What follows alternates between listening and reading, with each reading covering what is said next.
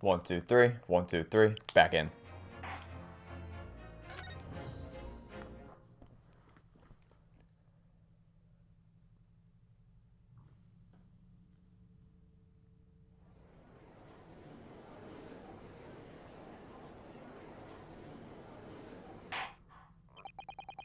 Hello and welcome back to the Great Ace Attorney Adventures. Well, last time we started out the trial sections for the fourth case of the game, as they will be continuing our trial in an attempt to figure out what the hell is going on. We made some great, we made great headway yesterday, and now we're going to see if we can get even further today. I have considered the defense counsel's request for a further summation examination of the jury, and I have determined that the court must uphold the defense's judicial right to this procedure. Yeah, after careful consideration, I've decided that we should probably follow the rules. It took a long time to come to that decision, though. So, counsel, you will now proceed with your second summation examination. I presume the jury is ready, Mr. Foreman? We are, my lord. Very good. In that case, I must ask each of you to state clearly and concisely for the court the grounds on which you find the defendant guilty of this crime. Because y'all did such a splendid job of doing that last time. Alright, let's hope this time your reasoning is significantly better than it was previously. The accused left behind evidence of the scene, didn't he? Those 3 books of his. If there was some novel alternative explanation about how the victim was stabbed, I might reconsider. Okay, I'll keep that in mind for later.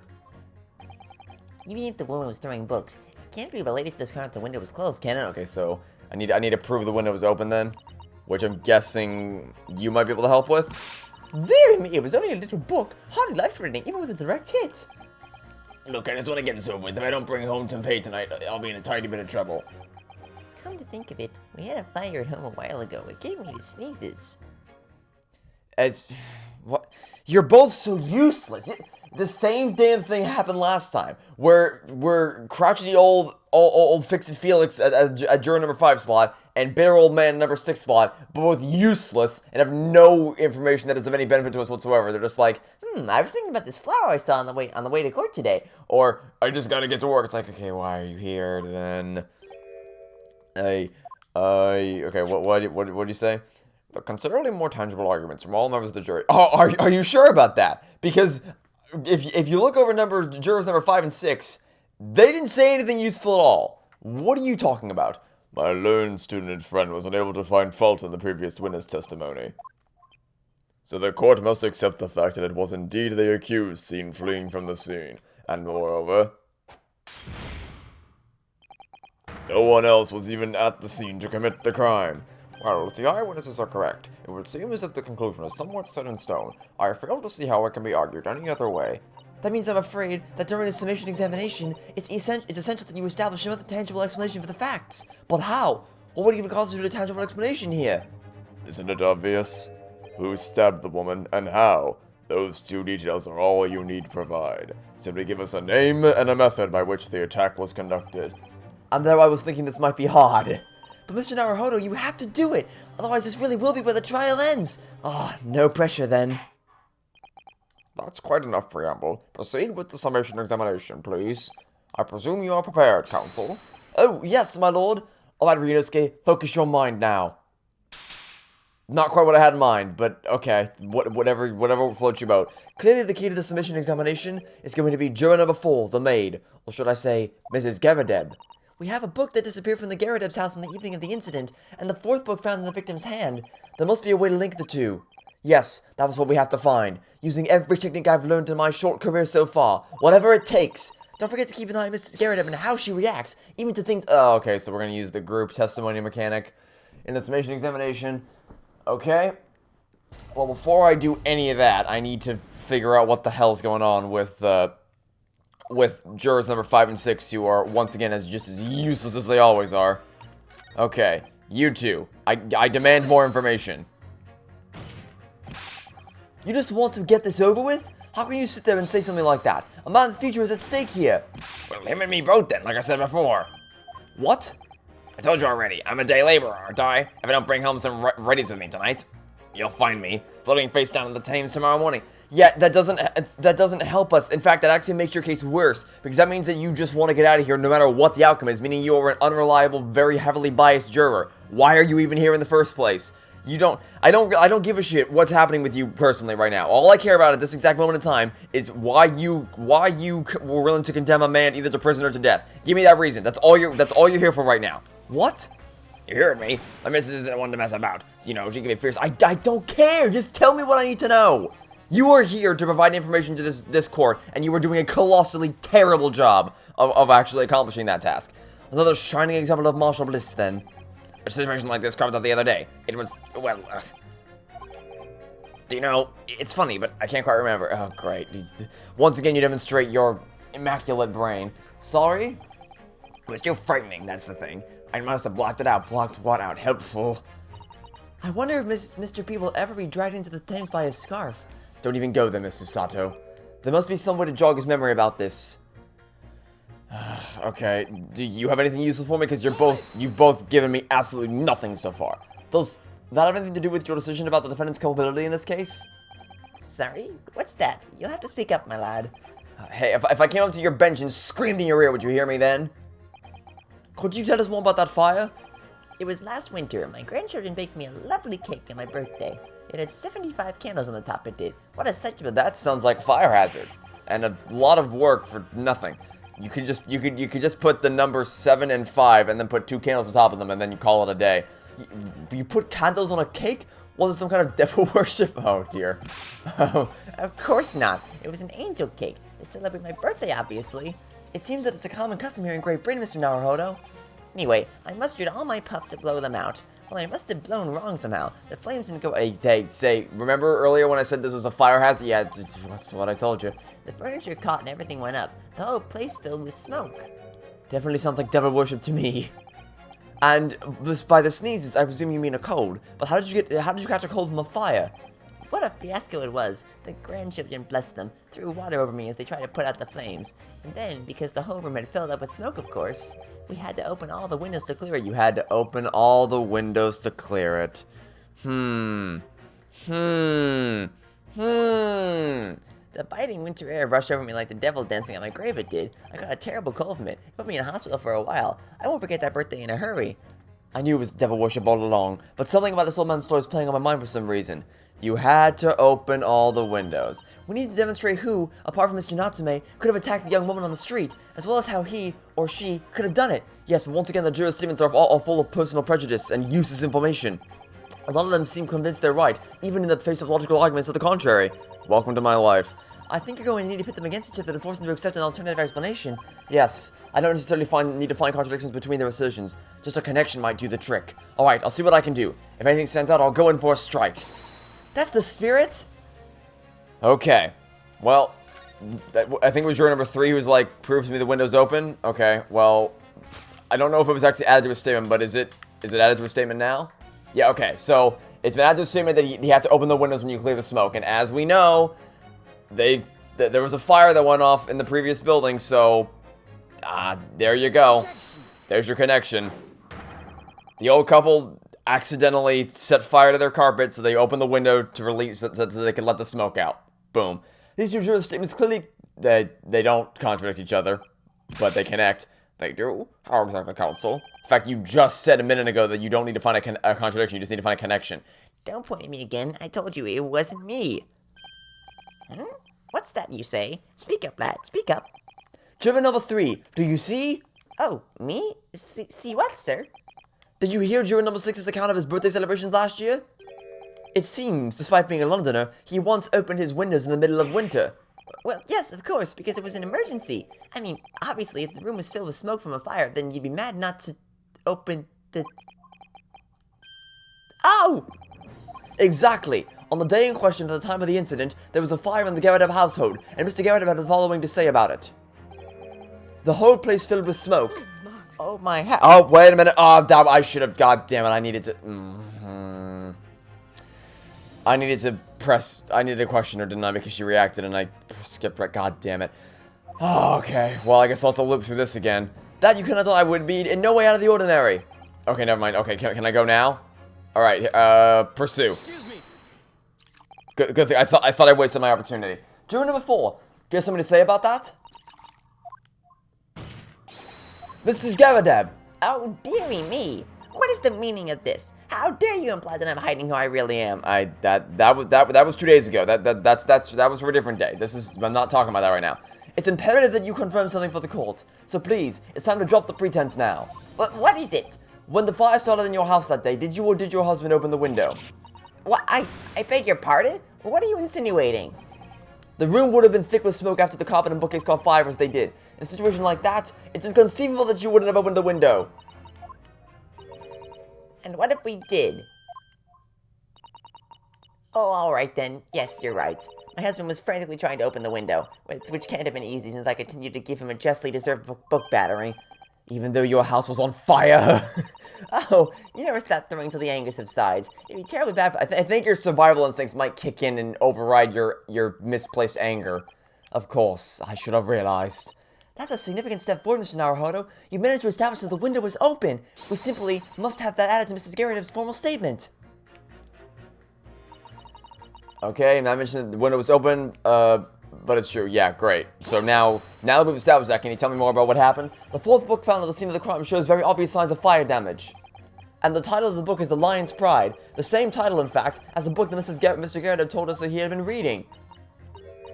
Well, I really couldn't say.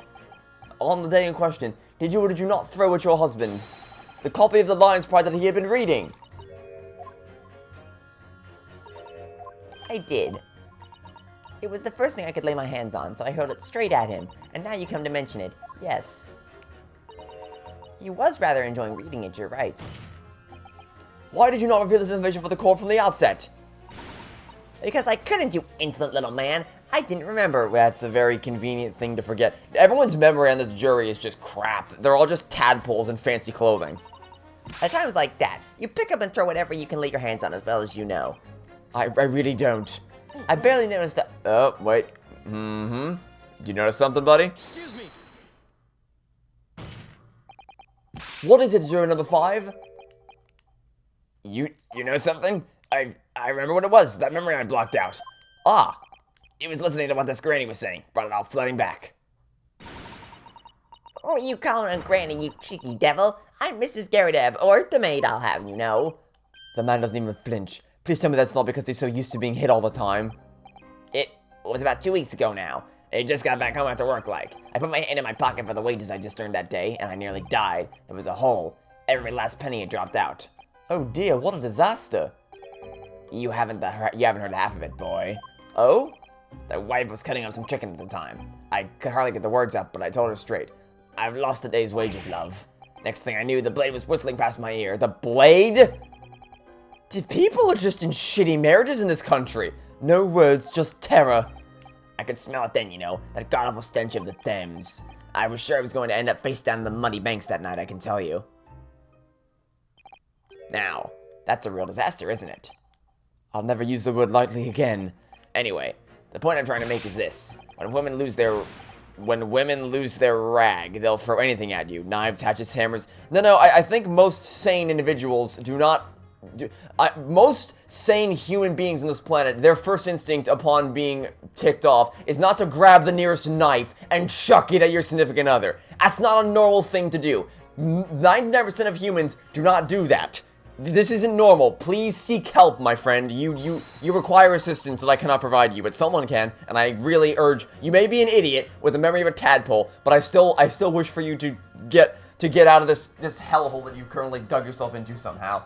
Mr. Naruhodo, you must think that all women are so short-tempered and... I don't worry, I don't. I just got done with a rant saying about how 99% of humanity is not as batshit crazy as the people that we're dealing with in this case. No, I wasn't thinking that. Throwing household objects at people is, well... so uncivilized. At least attack with... If you're gonna attack your husband, at least use something honorable like a bow or the like. What? Attack? Who are you going to attack? Never mind. Anyway, this man's words can be rather significant, I think. Alright, we'll come back to the bow and arrow thing later if I dare. Oh my god, I love these two. A woman in a rage will hurl almost anything at you. The kitchen knife really brought that home to me. Yeah, so remember earlier when you were talking about how if there's some alternative explanation about how the victim was stabbed? Well, here we go. Objection. Those two statements clearly have a deeply significant connection. Okay, that's like what we're talking about. That's probably what you should have said last time. Good grief, you mean they don't contradict each other? Explain, counsel, at once.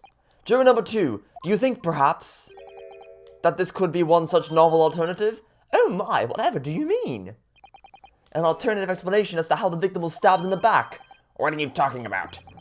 We've demonstrated that the fourth book, The Lion's Pride, that was found at the scene of the crime, originated in Mr. Garrett's room on the top floor of his house. Therefore, it's equally possible that some other object besides the book could have found its way from the Garrett household to the street below. What's that now? After all, Mrs. Garrett could have thrown any number of different objects at her husband. Isn't that right, juror number 4? What are you insinuating now, you little beanpole? That's a creative insult. I'm beginning to think that ever since the true origins of this book came to light, perhaps she's had a feeling this might be what happened. Now you listen here, you Eastern Gala. As the foreman of this jury, I demand a straight answer. You gave us this yarn about some other object making its way out of the house, but what? What was it? To take a shot in the dark, buddy. I'm really taking a big gamble here. That was a bold accusation to make, but I haven't any real evidence to back it up. But I'm certain that at the very least this warrants further investigation. Alright, Mr. Foreman, I'll try to explain the defense's theory. The other object that found its way from the Garrett house to the scene of the crime was the jackknife with a dulled blade. I did not, that was the wrong button. Can I not? There we go. Took a bit for the game to actually respond to my input there. Juror number 4, Mrs. Garrett. What now? I must apologize in advance for this, but I need you to confirm something else for the court. This knife. Have you ever seen this knife before? Good lord, counsel. What on earth are you doing? That's the weapon that was lodged in the victim's back, man. My lord, remember that when the victim was attacked, Mr. and Mrs. Garrett were in the throes of an argument. Mrs. Garrett was hurling anything she could at her husband, who'd been backed up against the window. A window that had been opened to clear the smoke, and through which a book sailed to land at the crime scene. You can't seriously believe that that book was found in the victim's grasp. Are you saying that it flew out the window and across the street to land nearly in her hand? Huh? Even my missus hasn't got a name like that. Yes, I admit there are many details we don't yet understand, but that's the point. That's precisely why we must not allow this trial to end. Not right now. Oh my. Mrs. Garrett, your answer please. Have you seen this knife before or not? Ow. That's a yes. Alright, people. Send your flames into the not guilty ring. I wish you'd change my decision. Thank you. Never thought I'd be thanking a Karen for anything, but thank you for changing your flame to not guilty. Thank you, madam. Yes, I agree. I certainly didn't see this coming, but I just don't think it would be right for this trial to come to an end now with so many unanswered questions. Mr. Foreman! I have to agree. Not that I think the granny did it, mind. Yes, you know what? I'm not quite happy about this at the moment either. All together now, ladies and gents.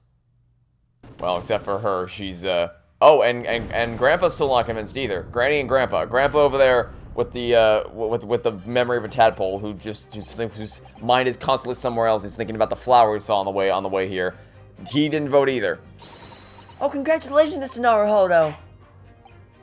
So, as a result of the defense's summation examination, a number of jurors' leanings have changed. 2 jurors called guilty against 4 now calling innocent. Accordingly, the opinion of this court is divided. And this trial will continue. Thankfully. Alright, Van Zeeks, got any other rabbit you want to pull out of your hat? Like you did last time, where we did the whole thing and then afterwards you were like, oh, but actually, like, what about this, though? Now then, Lord Van Zeeks, how does the prosecution wish to proceed?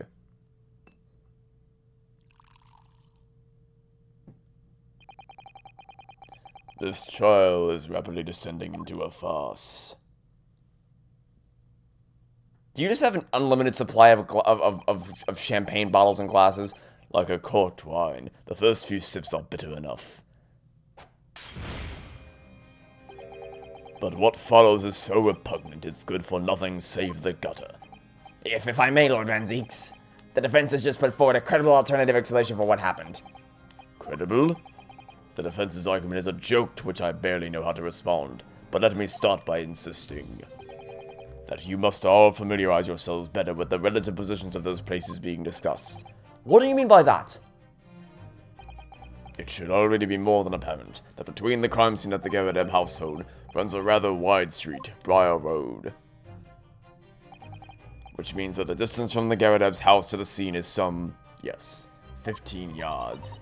Let me see. 15 yards. That's around 14 meters. 14 meters? Oh, that's a little farther than I'd imagined.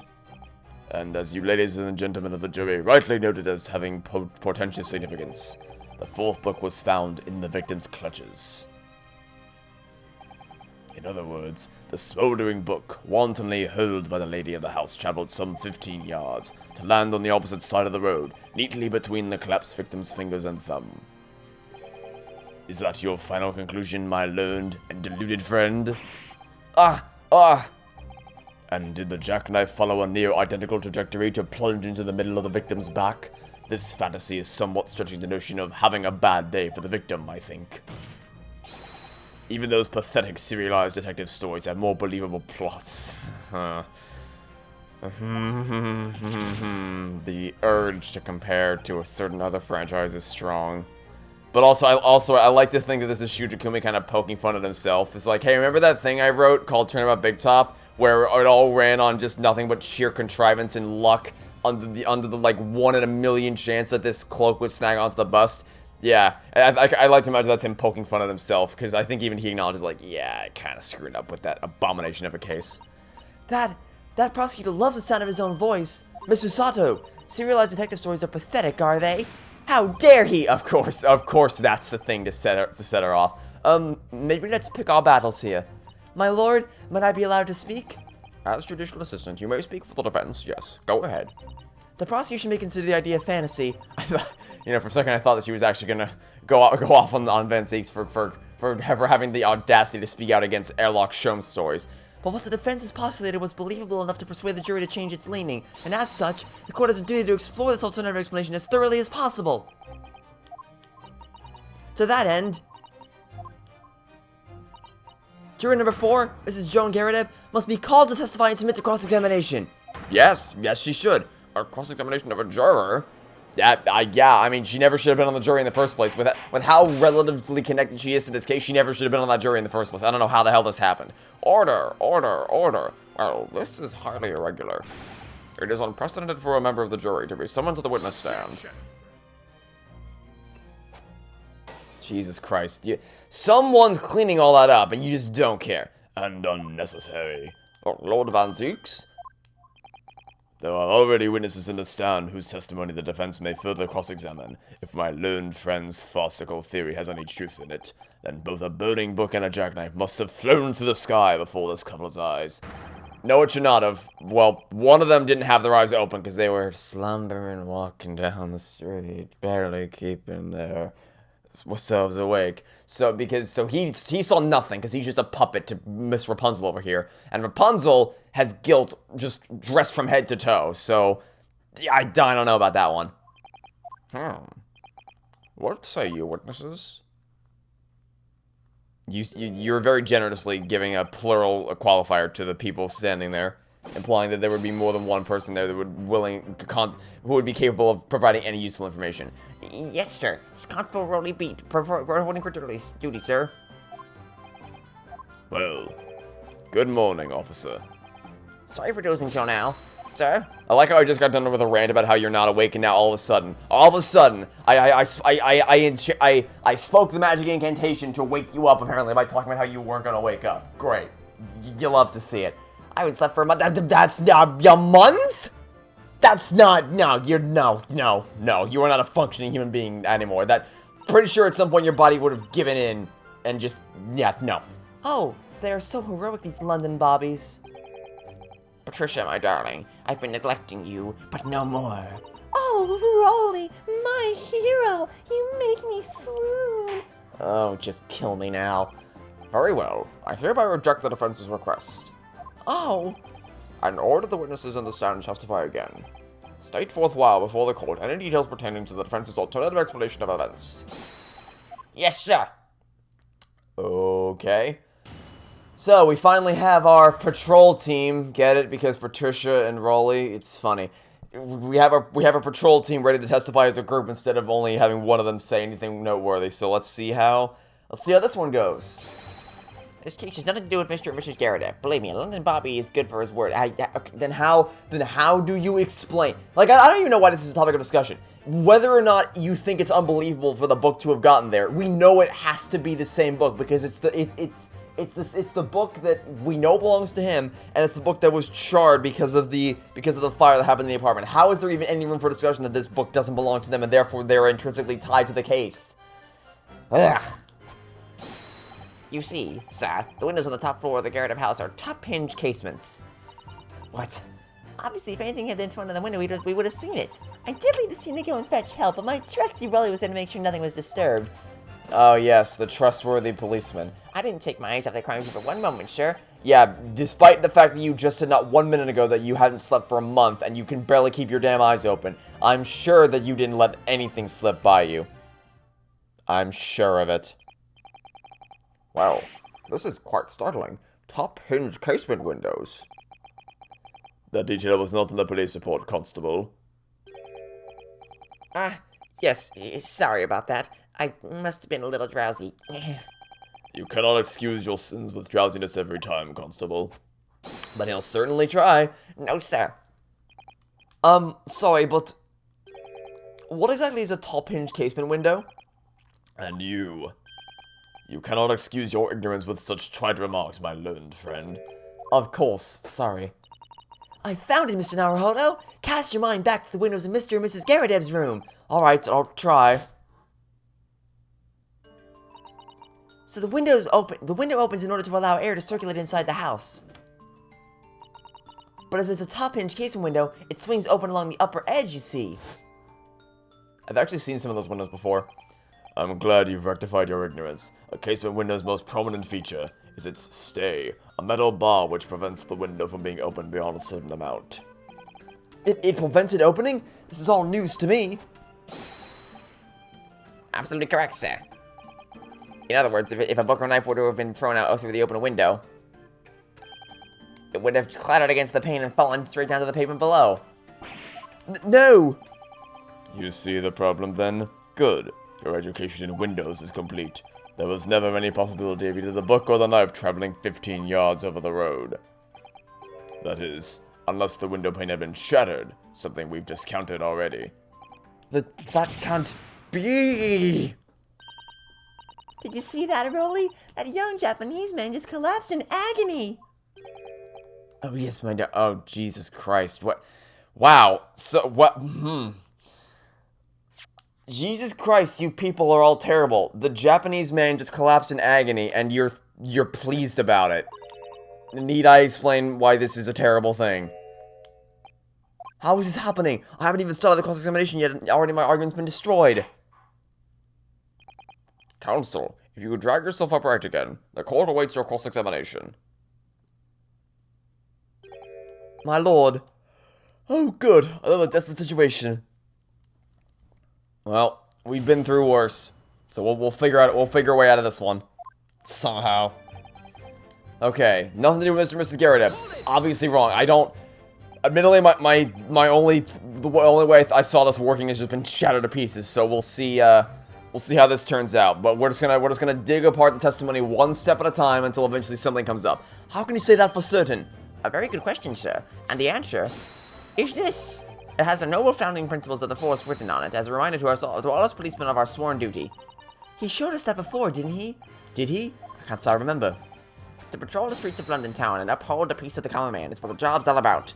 And that is why I can stand here today beside my long stuttering wife and tell you Bobby's good for his word. What?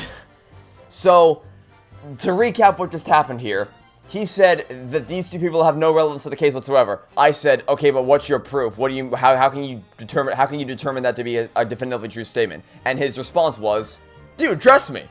Just trust me, dude. Source, dude, trust me. Is literally what he just said. That doesn't prove anything. Wow, you were just worthless. And you are just the worst type of person. Oh, Jesus Christ, just kill me now. Oh, good God almighty. Yai. No, none of this is what I meant. I meant, how can you say for certain that this case has nothing to do with Mr. and Mrs. Gavadeb? I see, sir. She says earlier, I did say so earlier! Yes, well, so could you answer the question? That was a waste of time then. Absolutely, sir. I will answer to the fullest of my abilities, sir. Is there a surprising reason why Mr. and Mrs. Garredeb's domestic dispute can't be related to this case? But before I get into that, sir, No, before. Just get to the, just cut to the chase. Yes?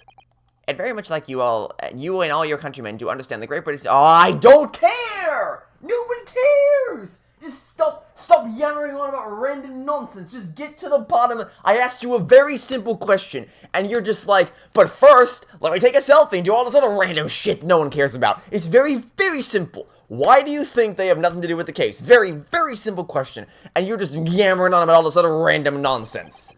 I hope you'll take back some tales of London. I don't care. I wasn't planning on going back just yet. I've only just arrived here. So to that end, sir, I'm happy to lend you my warrant card for your perusal. But I must warn you, you won't be able to get through it without shedding a few tears. Thank you. I'll try. Oh my god. Wait, was that the whole statement? That was the whole thing! That was the whole...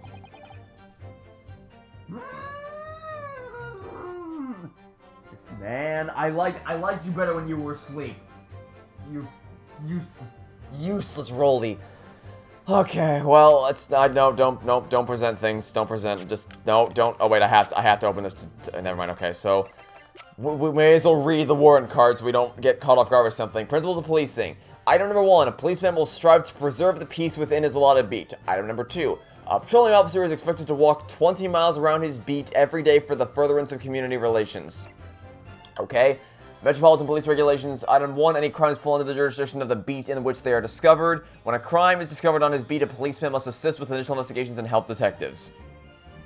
Okay, I shall keep those things in mind for future examination. For now, I'm just going to keep pressing statements and hope something pops up. On which you mean they don't open fully, is that correct? Yes, sir. They're just there to allow a bit of air through the house, you see, so they're restricted as to how much they open. And therefore anything thrown out of the window from inside the room would simply strike the pane and fall to the street directly below. For clarity, allow me to mark the map. Here is the location where objects would have fallen. Yes. Directly opposite the scene of the crime, on the other side of the rather wide road. Would it have been so hard for somebody to mention this top hinge casement thing before? Well, I have another question for you, Constable. And what would that be, sir? How do you even know? Why would you have any idea what sort of windows Mr. and Mrs. Garredeb's house is furnished with? Ah, well, sure, that's very simple. You see, I helped with the investigation yesterday. Yes. Excuse me. You have something to add? Do you have something to add, Mr. There is an alarming rate at which I say the thing that Ryunosuke says immediately afterwards. Sorry? You look, well, delighted. Is there some particular reason for that? Oh, I was just remembering, that's all. Remembering what? We really were so lucky. Lucky? What do you mean? Well, of course I feel terrible for the poor woman who was attacked. Don't misunderstand me, please. But we were just so lucky it didn't happen on Rolly's beat. It was so close, you see. Oh, I hadn't realized. Oh yes, that street, Briar Road. That's the boundary between Rolly's beat and the next one. Isn't that right, my love? Great, he's asleep again. Constable Beat! And Jesus Christ. Yes, that's right. Maybe this is what happens when you don't sleep for a month. That's the reason I was helping you out with interviewing the occupants of the Garredeb household yesterday. Their house is on my beach, you see, sir. Everybody was cutting it close then. Constable, I wonder if you could clarify something. If the Garredeb house is on your beat, does that mean that the pavement next to it is as well? Outside Mr. Garredeb's house? Yes, ma'am. The pavement on that side of the road is part of my beat. I see. I was unaware of that. Just think, if the woman had been attacked just on the other side of Briar Road, we would never have been able to go for that meal to celebrate our wedding anniversary. But that's the life of a Bobby after all. Extraordinary people are Bobbies. Tireless working for the benefit of all Londoners. You know what I think? I think it was the good Lord's way of rewarding my Rolly for all his hard work. Don't you think so, my darling? Shoot me now! There must be it, Pat, my love. There must be it. I think perhaps we should make sure we have that information officially on record. I'm gonna get a sweet tooth from this damn case. Leave it to me, Mr. Naruhodo. I'll take care of it immediately.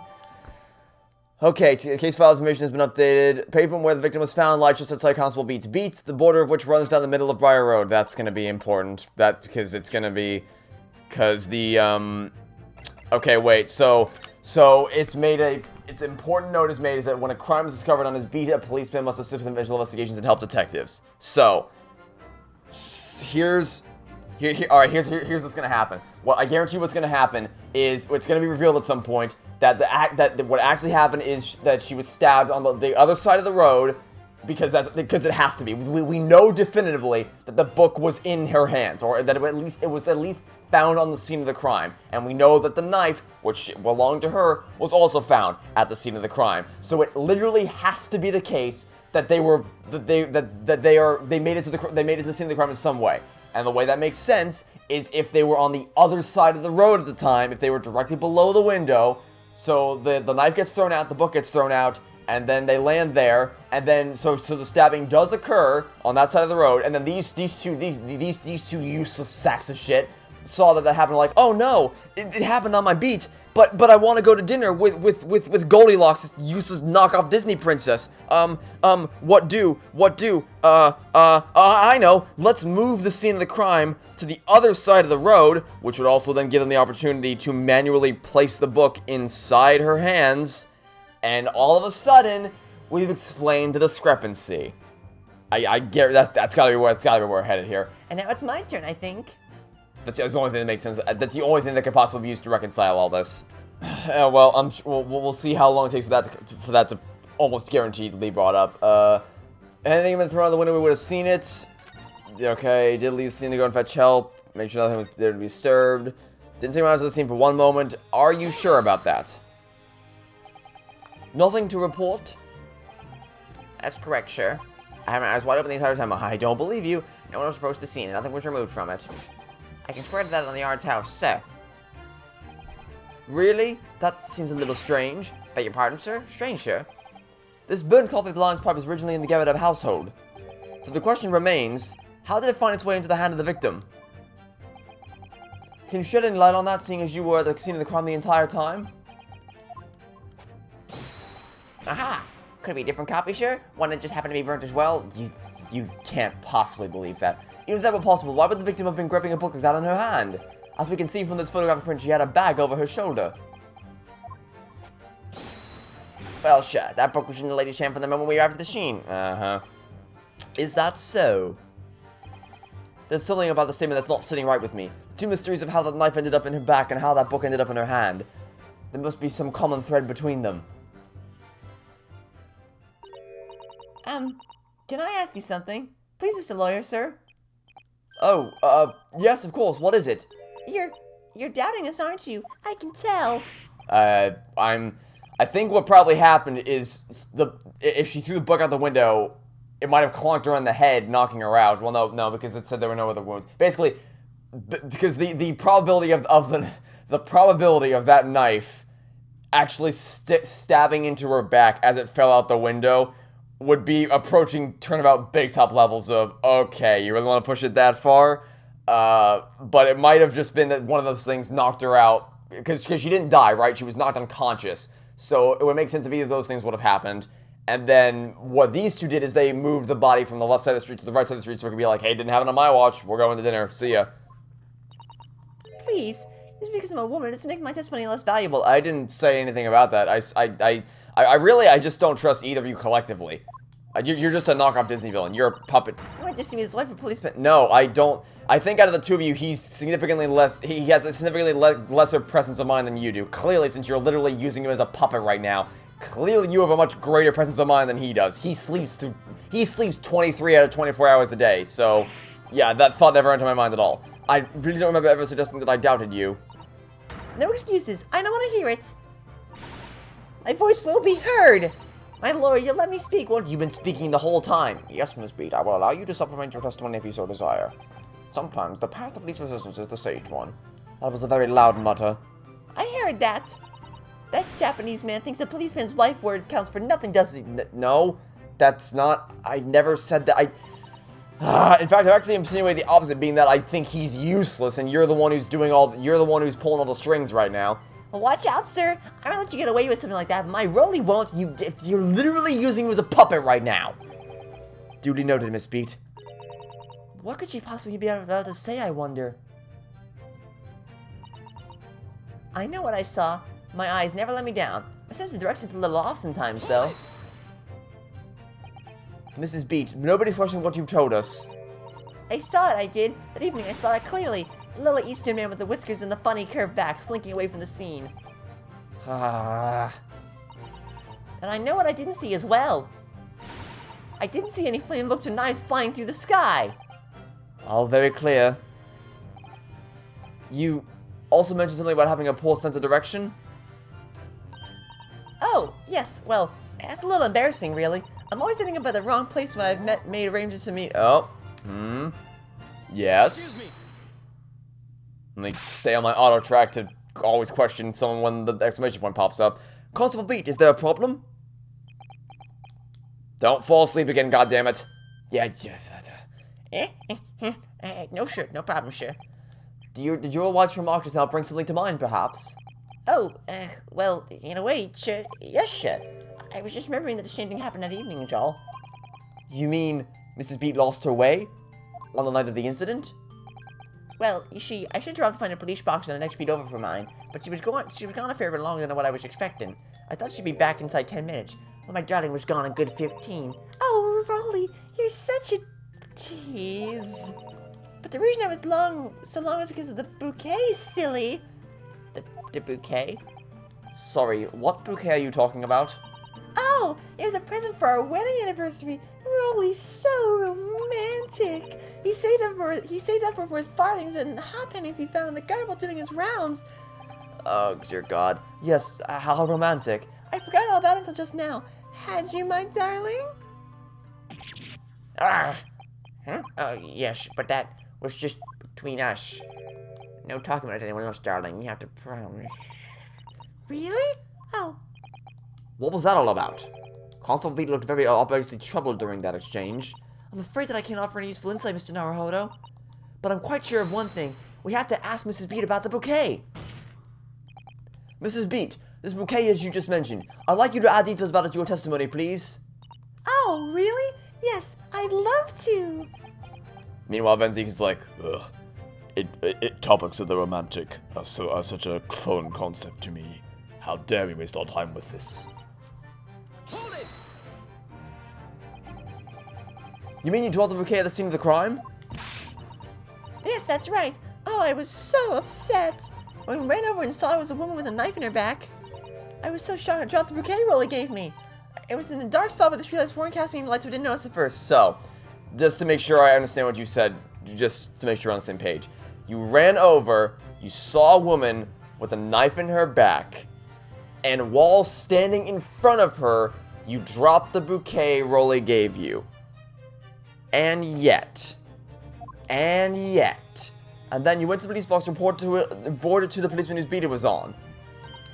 Yes, and I came back to the scene together with the other constable, you see. That's when I spotted my bouquet again. But the funny thing was, when I went to pick it up, it was nowhere near the victim's body at all.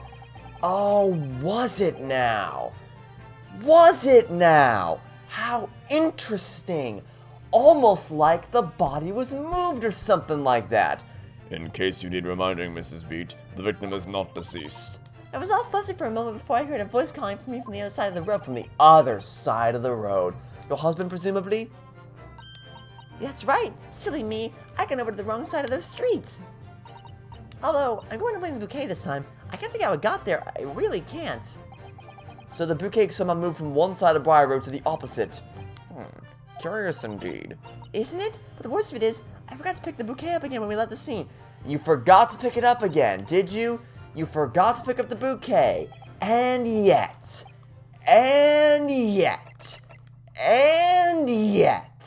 how wonderfully interesting.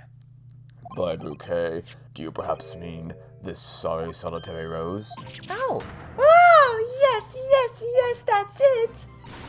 That's the bouquet Rolly bought me for our anniversary, with all bits of change he found in the gutter. Please stop. You know, probably the reason he's not getting anything because he keeps getting yanked on by you, so he can't catch any shut-eye because his head keeps snapping back and forth. Maybe just call it a rose. Tell us, Lord Van Geeks, where did you come by the flower? According to the report by the police officer in charge of the crime scene investigation, it was found on the edge of the pavement in front of the Garadeb household, which is exactly where she said she dropped it in the first place, and also where it would make the most sense for the woman to have been knocked unconscious in the first place. And suddenly a pivotal piece of the puzzle has fallen into place. All courtesy of Mrs. Rapunzel and her knockoff Flynn Rider. It was believed to be of no relevance to the case, since it was found on the opposite side of the thoroughfare. Oh, thank you, sir. Thank you. Could I have it back now, please? No, I think for good measure, this road should be added to the court record as evidence. Oh. Well, good thing too, because as it happens, it's gonna be pivotal in your unraveling, Miss Rapunzel. I guess not her, because she's not the one who moved it. He's the one who moved it. He moved the body so that he could go to dinner with little Miss Rapunzel over here. Which, honestly, I couldn't have called it. I thought for sure that these two would be duplicitous in their nature. It would be her. Because she, clearly of the two of them, is the one with the brains to actually pull something off, pull something like this off. Clearly, he does not have the presence of mind to do anything, really, because he sleeps 23 out of 24 hours of the day. And yet, my judgment was incorrect. I thought for sure that he would not have been able to, he couldn't have fought his way out of a paper bag. So I didn't think he would have been able to figure out how to pull something like this off, but I was wrong. Admittedly, I was wrong. Good grief. Rest assured that I shall do my very best not to forget, Mrs. Beach. That kind of reminds me of a play I was in called 25th Annual Pumpkin County Spelling Bee, where one of the musical numbers involves giving a flower out to someone in the audience. And there's always this really annoying thing I had to do, because you know, when you give the flower to someone in the audience, it's like, oh, I get a flower. But then because that's an actual prop, after the show, I was the one, poor little me, was the one who had to actually go out to the audience after the show and be like, yeah, so that was fun and all, but I kind of need that flower back. It's a prop. And they were always very kind. Like, they were like, oh yeah, I understand, totally, you can have this back. So it was never a big deal, but it always feels awkward to be like, hey, I gave this to you during the show, but like, this is a prop that I kind of need to take back. So it was very awkward, but you know, it's just something that reminded me of. And if you know what scene I'm referring to in the Pumpkin County Spelling Bee musical, let me know in the comments. Points to you. Anyway, didn't take my answer to the concept for one moment. Nothing strange reported on that front, sir. That's obviously wrong, because there should have been the bouquet at the scene, and yet somehow it wasn't. And I think I know why. Your claim, Constable Beach, was there was nothing to report in the 15 or so minutes you were guarding the scene, but that cannot be. What do you mean to say? In your testimony just now, Mrs. Beach, you explained to the court that when you arrived back at the scene of the crime with the policeman assigned to that beat, the bouquet you had dropped at the victim's side was no longer anywhere nearby. Yes, on the opposite side of Briar Road to where the victim was attacked. But considering the size of that meager bouquet, if a single sour bloom can be so described, no doubt it was blown in the wind across the street, back into the guitar where it belongs, back in the gutter where it belongs. Meager?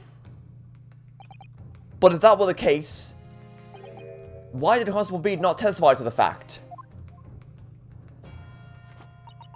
No one else approached the scene, and nothing was removed from it. Constable Bede swore to that on Scotland Yard's honor. But the bouquet belonged to me. It's nothing to do with the case. That's not an excuse. It belonging to you means nothing. That's why Rolly didn't mention it, I'm sure. No, because sadly, it's not only your bouquet we're talking about here. More than one thing in this case is mysteriously the wrong way round. What are you talking about? Think about it. Besides Mrs. Beat's bouquet, there's Mr. Gavadev's book.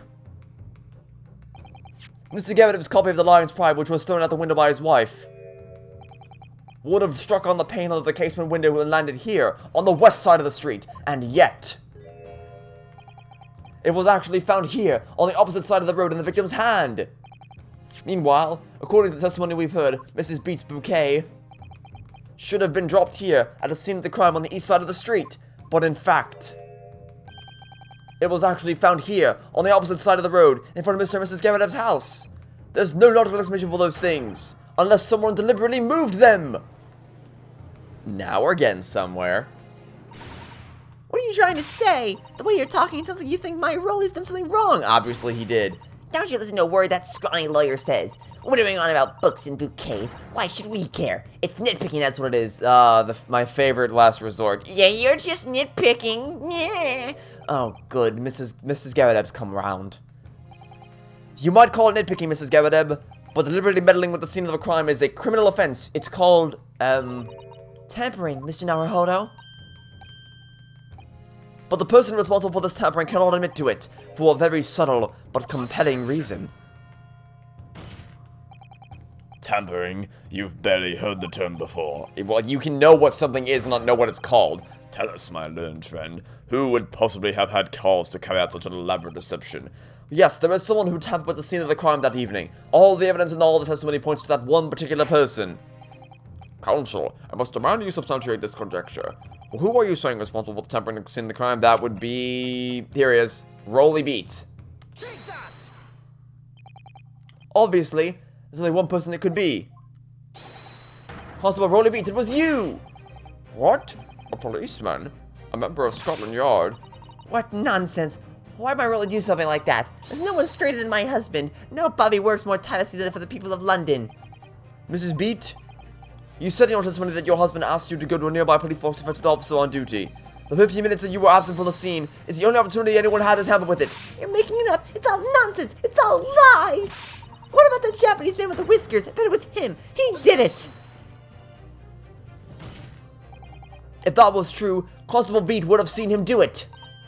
Oh. And forgive me for pointing it out, but when you dropped your bouquet, Mrs. Beat, it was after the defendant had fled the scene. Ah! Well. First you make accusations about the landlord and his wife, and now you incriminate a policeman as well. But your accusations lack one very important thing. You claim this crime scene was tampered with. But there is only one reason anyone would commit such a reckless crime: to hide something. That's right. He's right. But my husband and I just happened to be there, that's all. So why would he have anything to hide? It doesn't make sense. It's not, well, I don't know about hiding something. I'd go with the reason why he wanted to do it is because he wanted to go to dinner with you because he's just, the lower half of his body has more control over his actions than the top half, than the upper half does. Is the only reason why that would happen. You offer no motive for this alleged tampering, and until you do, your accusations are nothing but empty threats. Constable Beat has a very good reason for wanting to tamper with the scene of the crime. That's the key to this entire affair. Mr. Naruhodo, have you managed to solve this mystery? Counsel, you have made a very serious accusation against a London police officer. If you are mistaken, I'm sure I need not point out that your reputation as a lawyer will be irrevocably damaged. With that stark warning in mind, you will now explain to the court for the motive for this alleged tampering. Yes, my lord.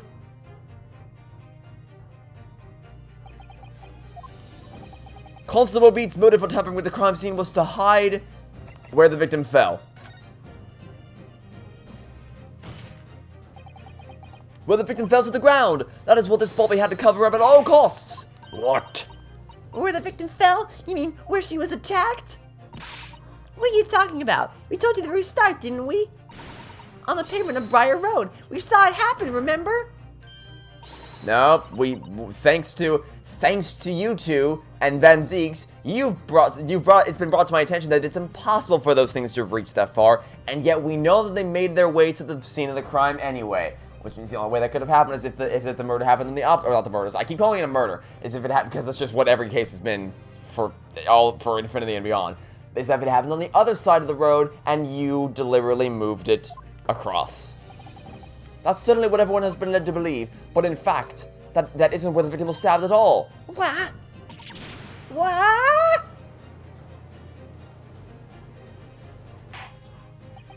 I'm beginning to wonder where this tumultuous trial would end, Counsel. If that's your assertion, then the court is dying to know, my Nipponese friend. Well, are you proposing that the crime actually took place that evening? I'm proposing that it took place. The X isn't here, so I can't. Please don't other franchise me and knock me off for being 1 pixel wrong here. It's on this side of the road is what happened. The X isn't here, but it's on this side of the road. Take that! But that's on the opposite side of the road. I don't understand.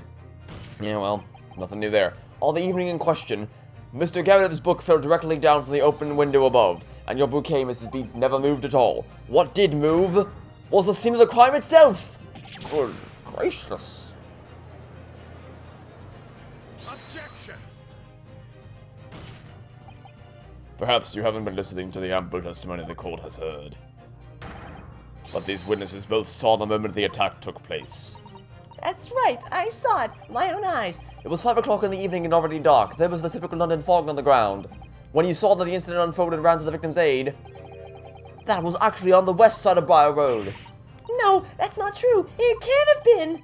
Constable Beat then arranged for you to be absent for a while by sending you for help, and during the 15 minutes you were away, he transplanted the crime scene.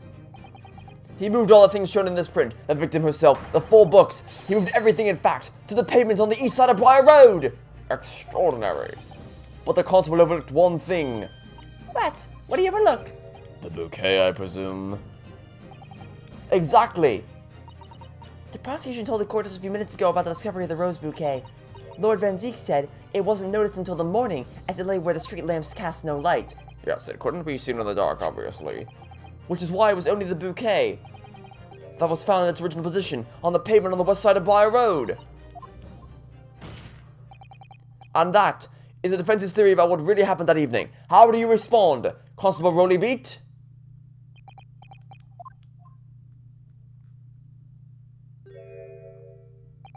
Don't fall asleep again.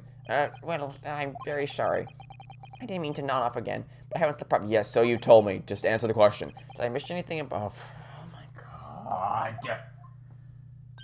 No, don't let her answer for you. Isn't it true? It isn't true, is it? What that lawyer said is all lies, isn't it? I know it is, because you're the most outstanding, righteous man I know. Yeah, prepare to have your world shattered to pieces. I had a dream, a terrible dream. All the things I did that night, everything come out, everything exposed.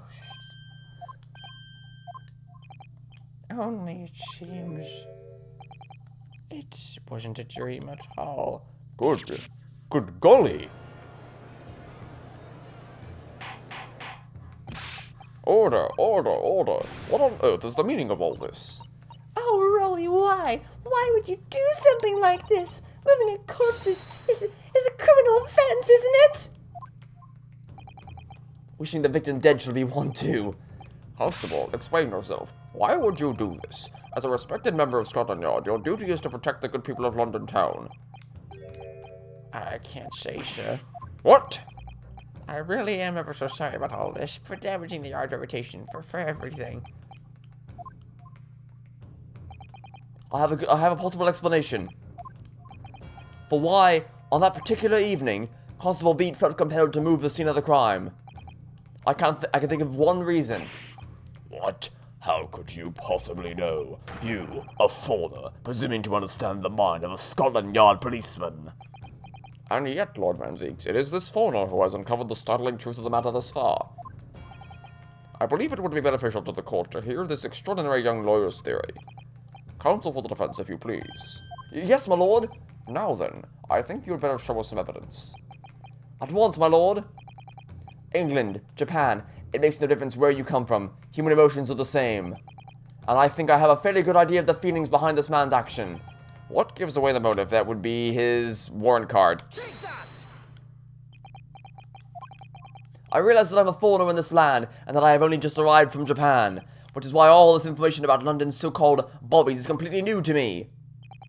I've learned that, though honorable, patrolling the beat is the most demanding work in the world, for example. Keeping the peace, looking after the citizens on his beat in all kinds of ways. There's no doubt that the young bobbies is charged with a great deal to do each day, certainly.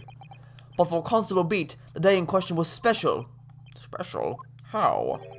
On account of this bouquet, my lord. Oh, yes. It was our very first wedding anniversary.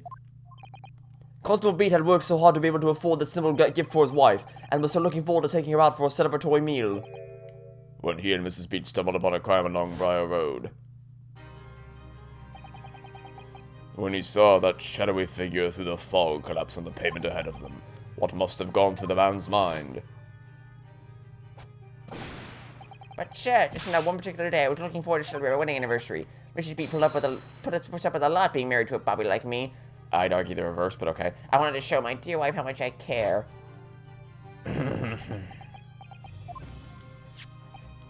This is the warrant card that Constable Beat offered to lend me earlier. Inside, among the rules for patrolling policemen, it says... What a crime is discovered on his beat. A policeman must assist with initial investigations and help detectives. Aha. Constable Beat. Is that or is that not the reason why you moved the whole scene of the crime that day? Yes. Everything you said. It's alright. So that's it. It was all to do with the boundary of your beat. Ow! Exactly. To summarize, the incident actually occurred on Constable Beat's beat. Good gracious, Constable, do you realize the gravity of what you have done? It was the first time since I became a copper that I'd ever cursed God. Stay close to me, Pat. The criminal could still be lurking somewhere. As we rode over to the scene, I had every intention of doing my duty as a police officer. We've got to report us to the station as quickly as possible. But then it dawned on me. I realized where we were, where the victim was lying, and what that meant for me. When a crime was discovered on his beat, a policeman must assist with initial investigations and help detectives.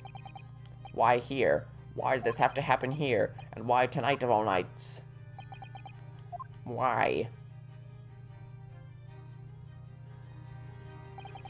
It's a copper's job to guard the scene of the crime, so I told Pat she'd have to go to the nearest police box and fetch whoever was on duty there. It was then, when I opened my mouth to speak, it just came out. I couldn't believe the words that were coming out of my own mouth. This is the next beat to mine, Pat. So you'll have to go to the police box that covers it. Turn right along Meerschaum Street, and then...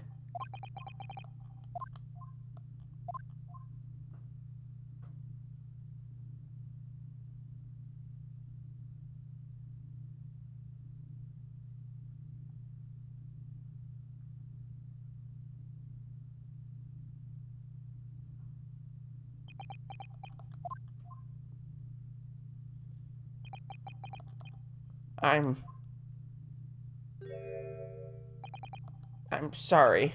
I'm so sorry. Oh, Constable. I just wanted, just that one night, to take my Patricia out for dinner.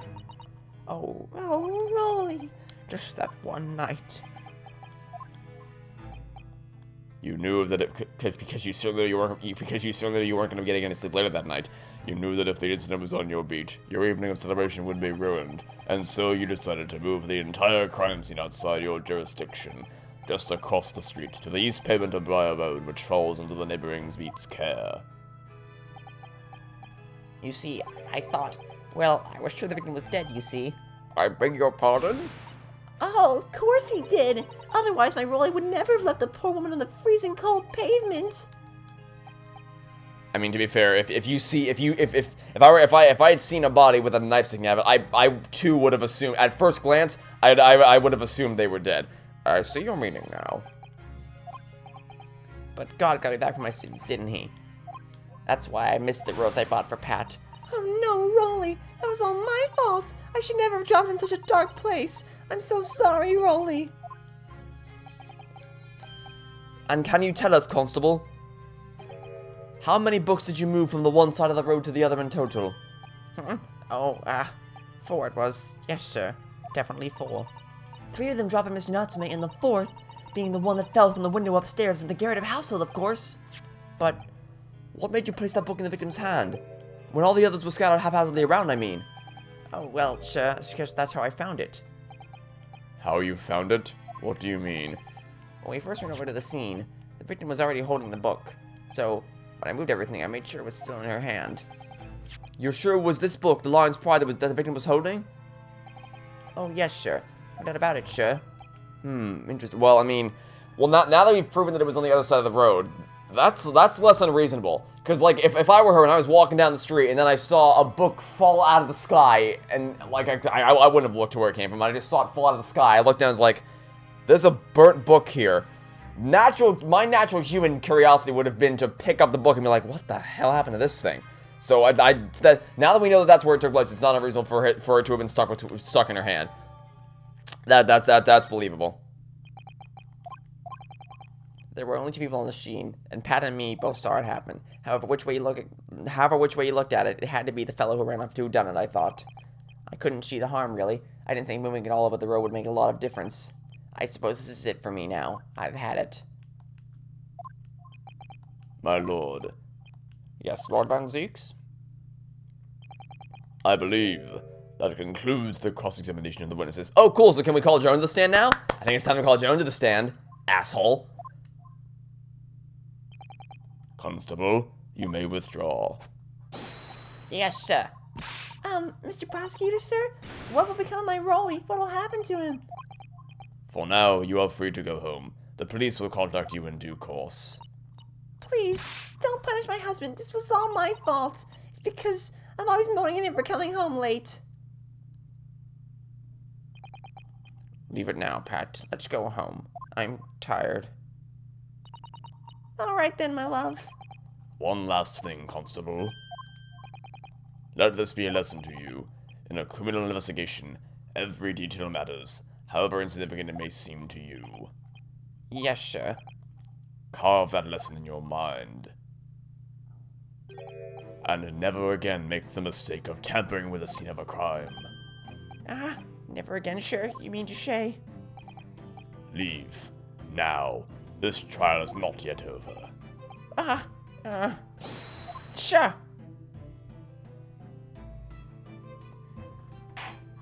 Alright, I guess that's all we'll see of the patrol team.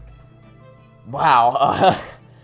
Did not expect it to get as emotional as it did, I gotta be honest. Because, I mean, you know, we made fun of Rapunzel earlier for yanking on his scarf and just generally being an asshole, but, you know, there's, unlike juror number 5's situation, unlike the Garadebs, where it's born out of just vitriolic hatred amongst themselves, her asshole personality seemed to have been born out of just a genuine heartfelt love for him, and it's just kind of like, all of you are plebs compared to my husband kind of thing.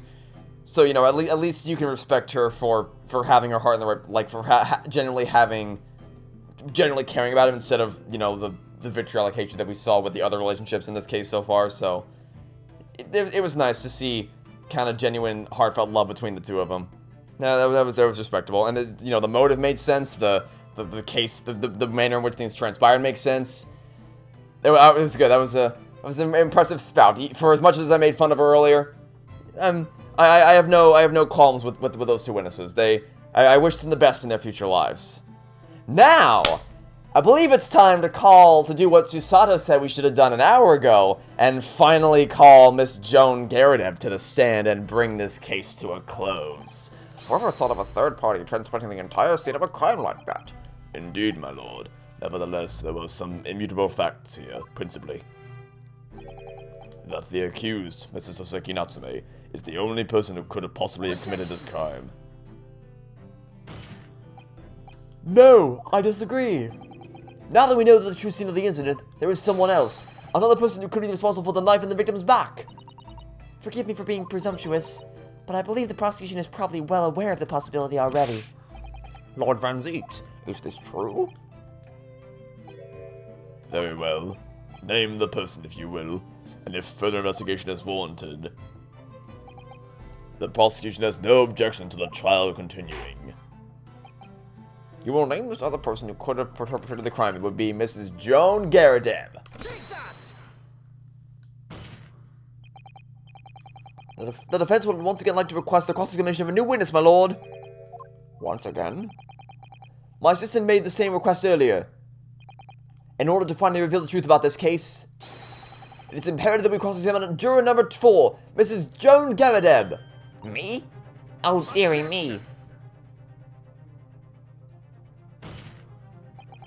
That request has already been denied. Yeah, well, the reason why it was denied is because there were witnesses on the stand. But now there's no more witnesses on the stand. You have nowhere left to go. So, and because we've now definitively proven that they have a very close connection to the case, a much closer connection, literally a much closer connection than they had an hour ago, there is no goddamn reason not to call her to the stand now. But the situation is very different now. Mrs. Garadeb, answer me this. What do you want now, you little toad? At the time of the incident, you were engaged in a violent argument with your husband, Mr. John Garadeb. In the course of the argument, a minor house fire was ignited. I wouldn't call it minor, but okay. And to clear the smoke from the room, your husband opened a window that looks out of a by road. What of it? You threw this book at your husband when he was cornered with his back against the window. Upon striking the pane of the opened top hinge casement window, the book plummeted directly down, finding its way to what we now know to be the true scene of the incident. Yes, and as I said, what of it? During the argument, you were beside yourself with rage. As such, you threw not just books, but anything you could lay your hands on. So, let me ask you one more time, Mrs. Garadeb. This knife, the one removed from the victim's back. Have you really never laid eyes on it before? Ah! I don't recall it. Seriously? Am I supposed to remember everything I picked up and threw at my husband? Okay, I mean, I just threw some. I really just threw out our whole house supply. I threw a whole warehouse full of things at him. Everything in our house, anything I could find, all the food we had, the candlestick, the chair, the table. Really, we have nothing left in our house now. How can you possibly expect me to remember all the thousands of things that I brutally assaulted my husband with? Jeez.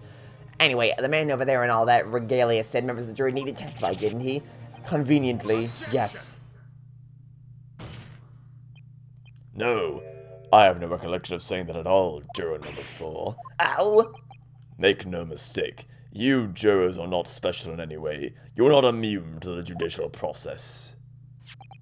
If you know something about this knife, madam, let the truth come out. But that's just a common or garden knife. It could have just come from anywhere. We have several like that at home. If one went missing, You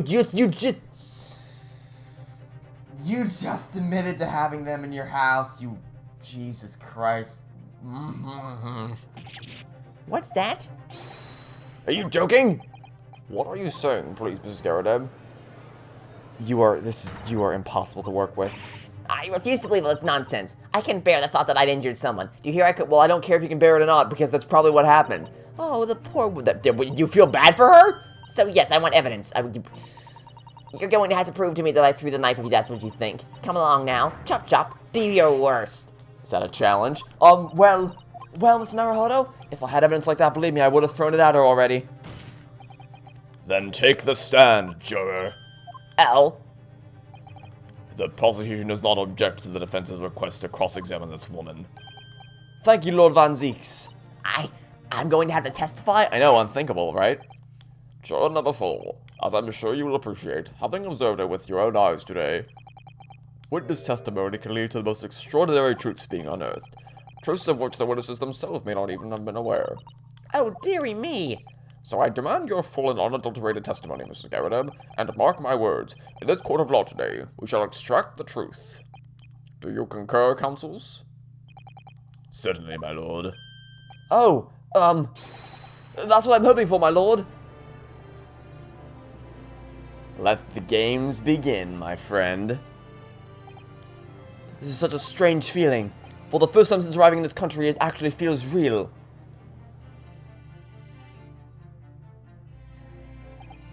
I'm here in the Old Bailey, and I'm a lawyer.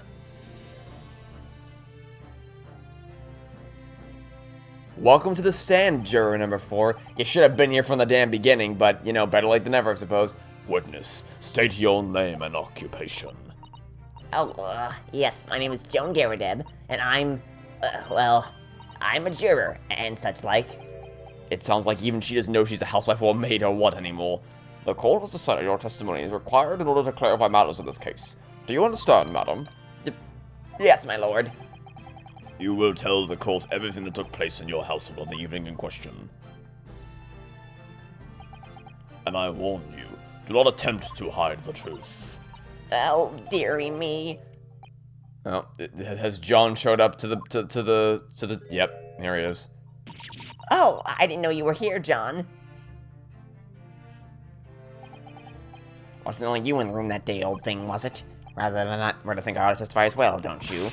But what about your knee, dear? Don't you worry about that. Hardly notice it. I'm not the sort of chap to leave a comrade to face disciplinary action alone. Oh, John. I presume you are Mr. John Garadeb. Yes, sir. Former second lieutenant of the 3rd Regiment of the 4th Northumberland Fusiliers, sir. Seen my fair share of action now, living the quiet life, as it were. The quiet life? Were you not engaged in an incendiary battle with your spouse, and you knew what he meant, you asshole. I believe this may be represent a first in the proud history of the British court. Calling a juror to the witness stand is unprecedented. However, the court will hear your testimony now, juror number 4, and that of your husband. You will recount clearly and concisely the events in your home at the time of the incident in question. Sir, at once. Okay. So we've been going for about an hour and 15 minutes now. I'm gonna check, because they did this before, and I don't trust this game anymore. So, are we in a new section now? No, we're not. Okay, we are still in part 2. Okay, so we'll keep going then. I don't know how long this video is going to end up being then in that case. The Battle of Garadeb. Yes, on the day you're referring to, the wife and I did have a bit of a skirmish. Can't recall the reason now. Knocked the candlestick over and set fire to the carpet. Soon had it out, though, and got the window open. Meanwhile, I was picking up whatever I could find to throw at him. Plenty of knives around our place. Can't say I noticed if one or two went missing, I'm afraid. If that bally thing in the victim's back really was one of ours, you'll have a job proving it, I think. Oh boy, howdy. It sounds as though it was quite the battlefield in your household that evening. Although an entirely one-sided assault, it seems. The enemy caught us on the hop, sir. Had no choice but to dig in and take defensive measures. To be honest, if the enemy had kept shelling us for another minute, we'd have been toast. Of course, as veterans such as myself, is only too aware that on every battlefield, you're just a gnat's whisker from death at any moment. Are we still talking about the martial quarrel here? Whoa. I must say, I'm dubious that this testimony will shed any light on the origins of this jackknife. In combat, one's focus narrows such that the surroundings are barely noticed. These witnesses may not have been able to offer anything more than they have already testified. This may be a dead end. But it may not be, so it's worth a shot for me to cross-examine anyway. Van Zieks may well be right. Well, whatever the chances, we only have this last cross-examination to uncover the truth, Mr. Naruhodo. Yes, I'm afraid so. Very well, counsel. Begin your cross-examination. Alright, buddy. As I've said before, let the games begin. The Battle of Garadeb. Alright, first things first. You said you pick up whatever you could find to throw at him. Can you be any more specific? Even though the room was on fire? As far as I'm concerned at the time, it was more important to extinguish my anger than the flames. What a woman wants to throw, she must throw. Yeah, even if we burn to death in the process, you know, no big deal. That's most certainly not true of a Susato takedown, Mr. Naruhodo. How did you know I was thinking that? So, please cast your mind back to try to remember. Was a knife among the items that you threw at your husband that day? In honesty, I don't recall. Does he recall what was thrown at him? He might recall. I feel I must point out that I'm no monster. Let me see. Some bread, a cabbage, garlic, a talus. Yep, I had a feeling he might remember. Excuse me. Do you have something to add, sir? Mr. Garadeb! Don't shoot. Sorry, I beg your pardon. Did your wife's remark just now bring something to mind? Nothing of any significance, no. Just that the barrage of projectiles the old thing launched in my direction was somewhat more solid than she implies. Books, bricks, and the fire poker. Ouch. And the woman's aim is uncanny. Oh, great, we're doing this. Can you stand, like, can you social distance that she can't stop you from speaking with her stupid tea? Good grief, woman. We're not at home now. This is a court of law. Oh, dearie me. Ever so sorry, dear. What's she even doing with a teapot in here? It wouldn't be the strangest thing that someone's brought into a court of law in this series.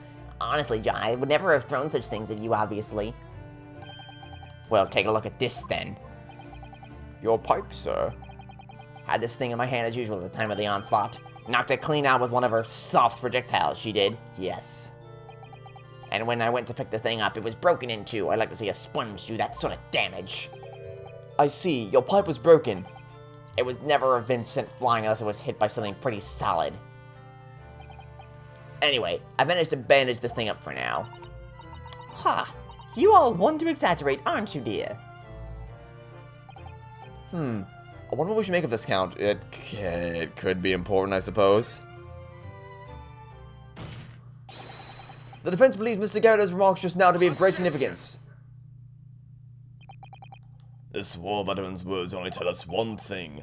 Betray a fiery wife and pipes as well as hearts may be broken. Well, I mean, I could be wrong, but didn't we find out that he didn't actually cheat on his wife, and it was just a misunderstanding, and that, like, he rented a book with a bookmark in it that was addressed to someone else? Again, I could be I wasn't in the best mood, in case you guys were unaware. Well, I was not in the best mood the night I recorded that, so I may very well be misremembering something that happened, because I just kind of want to block that night out of my memory in general, but I don't recall. I thought the conclusion was that it was a book with someone addressing to a name that wasn't his. So I thought he was falsely accused of cheating on his wife. If now again, I stand by, if he did cheat on his wife, pardon my French here, fuck him, just straight up fuck him. But I thought we cleared him. I thought we cleared his name of that.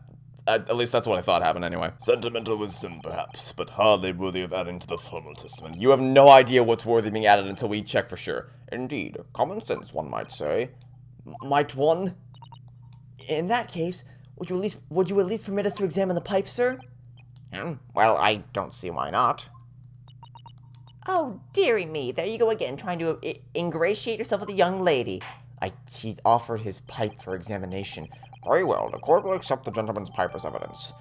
Alright, step one upon being given a new piece of evidence is examine every... I won't dress until I inspected every suspicious looking nook and cranny. Okay, so what is here to examine... Oh! It's the tip of the knife. It's the tip of the knife. Okay. And suddenly, we now have proof. So, it knocked the pipe out of your hands, did it? Well, as it happens, we found the tip of the knife, which we noticed was absent from the knife when we first checked it, found inside your pipe. Well, zippity-doo-dah, would you look at that. The tip of the knife, found inside your pipe. I'm so sorry you thought that you were gonna get out of this, but not anymore. I hope I didn't speak out of turn in a hurt. No, please. Your commentary has been nothing but useful since the moment you walked through the courtroom doors in the first chapter. First chapter. Wrong franchise. In the first case. Seriously, we would be dead if it wasn't for you. You are nothing, but you are the most invaluable member of our team we've had so far. I was just feeling rather disappointed for you that your request was turned down. Oh no, it's fine. Thanks to Susato-sama, you have some new evidence to work with. We should examine it carefully. Yep, we already did. And believe it or not, it's going to be imperative to our case. Well, thank you for that rebuttal, Mr. Garrideb. If we could return to the crux of the matter, what can you tell the court about the knife used to attack the victim? Plenty of knives around the place, and I've noticed 1 or 2 went missing, I'm afraid. Okay, so what did you say? You said you have a hard time proving it? Well, we can prove it, alright. We can prove it with... Oh, what do we... Ooh, wait, what do we have to present? I'm assuming this, right? Because this is like... This is actually what we found. Because I was gonna present the pipe, but then I'm like, nah, because this is a separate piece of evidence, so we probably present this. I could also probably present the knife with the absence of the tip, but I'm gonna play it safe and present this. Mr. Garrideb, could I ask you to take a good look at this, please? You can ask, but I can't see a bally thing. You can't? Used to call me Dead-Eye Deb back in the regiment, of course, but that was some time ago now. Even when I'm trying to enjoy a large print book by the fire these days. I struggle to tell a B from a D from a P. Oh, he does. Dearie me, it's rather wearing being asked about every other letter and every other word. Odd. You must be very dizzy. What is that? A tiny scrap of metal? Yes, almost certainly from the tip of a blade. And what may appear at first to be just a tiny scrap is in fact a crucial piece of evidence. Interesting. And where did the defense come by this evidence? It was lodged in the chamber of Mr. Garrideb's pipe. My pipe, you say? By Jove, wonder how that got there. And what precisely does this fragment of metal signify, Counsel? Are you suggesting that it is in some way related to the matter of the stabbing on Briar Road? It's a damn good thing we checked that knife yesterday. I am. What? When put together with another piece of evidence already in the court record, I believe that this tiny fragment of metal will unravel the whole truth of the case, my lord.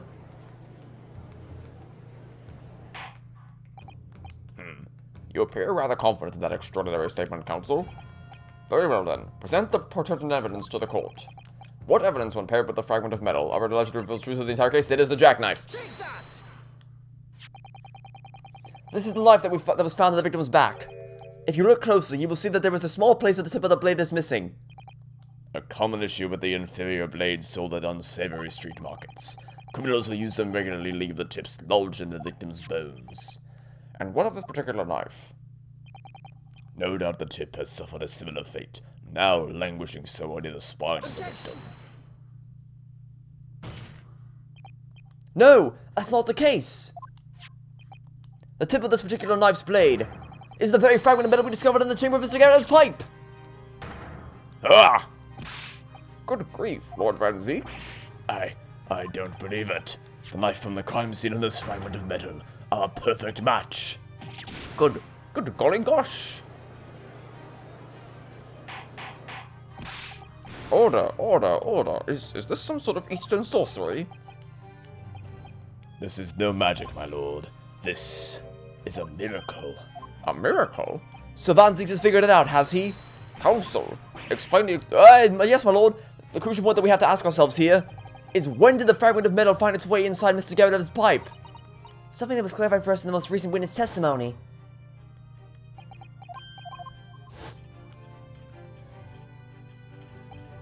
Oh, dearie me. During the argument between these two that occurred just as the victim was on the pavement below, Mrs. Garadev flung this knife at her husband. However, the knife missed Mr. Garadev instead of striking the pipe in his hand at the time. Would cause the tip to break off, of course. Good lord. Yes, and that is when the tiny tip of the blade found its way inside Mr. Garadev's pipe. The chances of that are 1,000,000 to 1. And yet there's no other credible explanation for how the tip of the blade ended up in your pipe.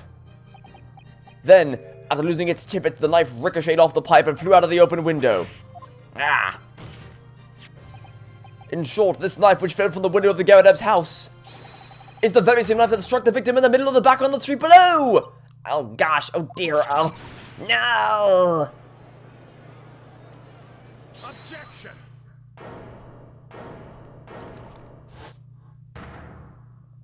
And look at that, another... You know, I feel like we have to do what we did with Godot and just count how many champagne... Instead of counting coffee cups, we count champagne bottles. A full-bodied theory will give you that. A complex bouquet of seemingly trivial points, plausibly arranged to create an almost passable vintage. Allow me to toast my learned friend's characteristically Nipponese approach to bottling his argument. Sorry? But after all, it is just a theory.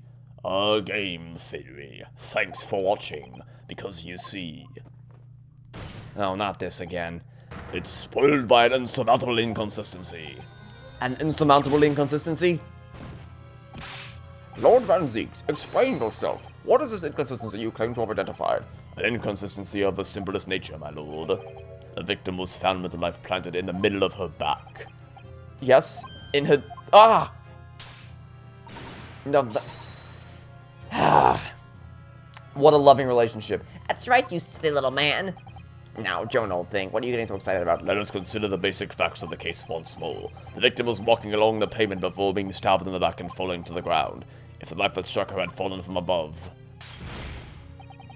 there's no possible way it could have planted itself into the victim's back. Ah!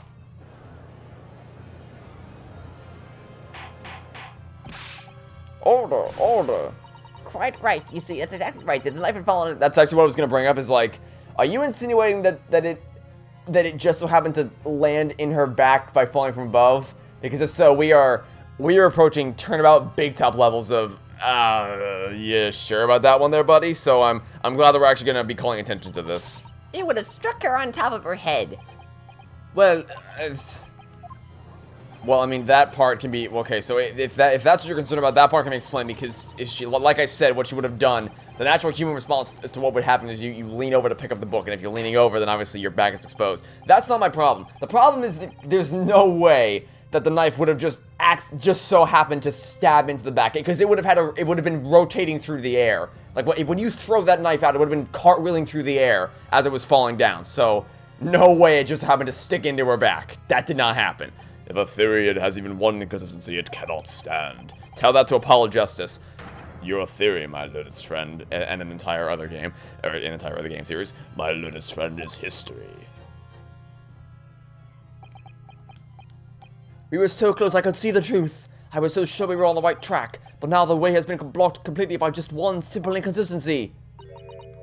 Or in other words, we simply need to eliminate that one inconsistency, and the theory will stand! Mr. Sato! You mustn't worry, Mr. Naruhodo. You were just caught off guard, that's all, and your mind went blank. But if the path you were on is indeed correct, then a way will present itself. I just bumped the mic again. My sincerest apologies. The key to this is in the court record, I'm sure. All the information you need is there. It seems you have nothing to say, my Nipponese friend. Well, your silence speaks volumes. A tacit acceptance that your theory is fatally flawed. Objection!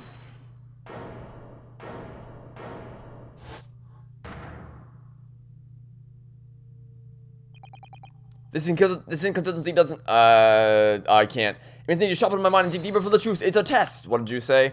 Doesn't mean I was on the wrong track. Yeah, okay, great, there we go. Yes! If the knife fell on the victim from above, there's no way that it could have hit her in the middle of her back. Under normal circumstances, that is. What are you implying, counsel? There is a piece of evidence in the court record that can explain this inconsistency. That can explain how the knife that fell from above could have pierced the victim's back. We already have the answer. Goodness! Utter madness. Surely this must be the last time. Counsel, present the evidence of which you speak. This is the last inconsistency, the final piece in the puzzle. If I can successfully make sense of this, the truth will be laid bare at last. The evidence that explains how the falling knife became lodged in the victim's back, well, again, the way that explains how it could have feasibly got there is because she was leaning over because she was picking up the book. But this fourth book found at the scene. This is the final piece of evidence the defense will present. Hey, look at that, listen. 3 cases later, we finally get to hear the pursuit music again. What are you guys doing? Please play it more. I appreciate what Dual Destinies did by playing it less, in the sense that, like, the less it plays, the more intense it feels when it finally does play. That doesn't mean you play it once in 4 cases, sorry, twice in 4 cases. The burnt book? Is that not Mr. Garadeb's book? Yes, and to understand its significance, we have to consider how it came to be at the scene in the first place. This photographic print clearly shows the book in question, and the victim holding it in her hand. But as we all know now, it was the police constable that put the book between her fingers like that. Quite so. As part of his wholesale transporting of the crime scene to the opposite side of the road. That's true. However, as part of his testimony, Constable Beat made an extremely enlightening statement to that point. But... Oh, wait. In other words, the victim had already picked the book up of her own volition. And clearly that must have been before she suffered the knife wound. Well, I should say so. After being attacked with a knife, I don't imagine she'd have been doing much of anything. So the question becomes, why did the victim have that book in her hand? Like Jingo. I think I'm beginning to see what may have happened now. Oh, dearie me. We know now that the book fell from the top floor of the Garadeb household onto the pavement below, at precisely the moment the victim was walking past. Yes, at exactly that moment, the young woman was walking along the street in the light fog, when all of a sudden, a book fell right in front of her. That book I threw? Yes, Mrs. Garadeb. And what do you think the woman did? What would you do if you were walking along and suddenly a book landed in front of you on the pavement? Well, I really can't imagine it, but I suppose she might have reached down and picked the book up. Yes, that is exactly what the woman in fact did. She picked up the book. Oh heavens. And when the woman reached down to pick up the fallen book, what position would her back have been in? That's right, facing the sky, completely and utterly defenseless. Then, in the very next moment, while the woman was still bent over picking up the book... I don't know about that at all. Yeah, I don't know about that even a little bit. Under normal circumstances, you'd have to swing that... Because remember, it didn't even have the tip in it.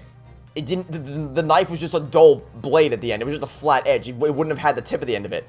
To stab that through the thick overcoat under normal circumstances would require an immeasurable amount of strength. But for it to just accidentally pierce the coat, and for it to have been in the right position to pierce the coat when it would have been falling through the air and rotating around in the meantime... Oh, I don't know about that at all. Yeah, no. And at that same time, walking by chance directly behind Miss Green was the defendant, Mr. Sasaki Natsume. But I never. It appeared to Mr. Natsume that the woman simply collapsed on the floor. In the dark and the fog, he didn't see the knife falling on her from above. And from the other direction, the constable and his wife saw no one but the victim and her apparent attacker. So there never was a real culprit in the first place. No, this was nothing more than a series of unlikely events that had culminated in an unfortunate accident. And that is the real truth behind this case. Well, Mr. and Mrs. Garadeb? The very first time you showed me that knife, I had my suspicions. I wondered if perhaps it might have been something like that. There, old bean. Poor Mrs. Garadeb. Of course, I never meant for anything of the sort to happen, but it was all my fault, wasn't it?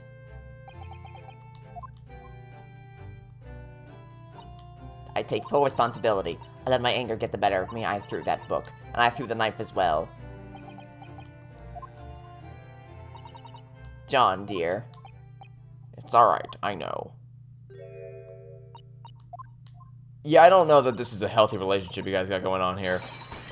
If she gets this angry on the regular, like vitriolically, I don't know that you, yeah, okay, so she just passed out. Time to go. No, time to go. Time to go. This is your time to head out. Also, no, your knees are dead. Yeah, no, you're done. Your knees just buckled.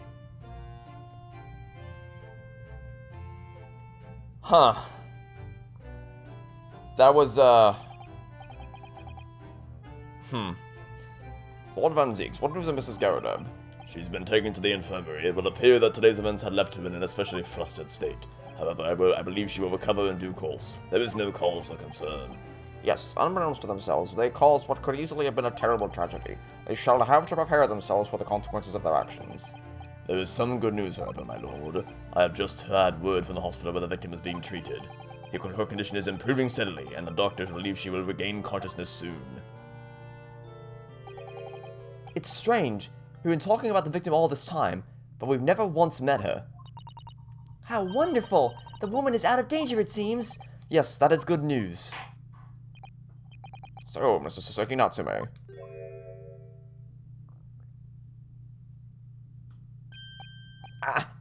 Yes. On behalf of my fellow countrymen, I would like to take this opportunity to beg your pardon, sir. You came from your distant eastern homeland to study our great British culture, and have been repaid with immeasurable unkindness. Please accept our heartfelt apologies.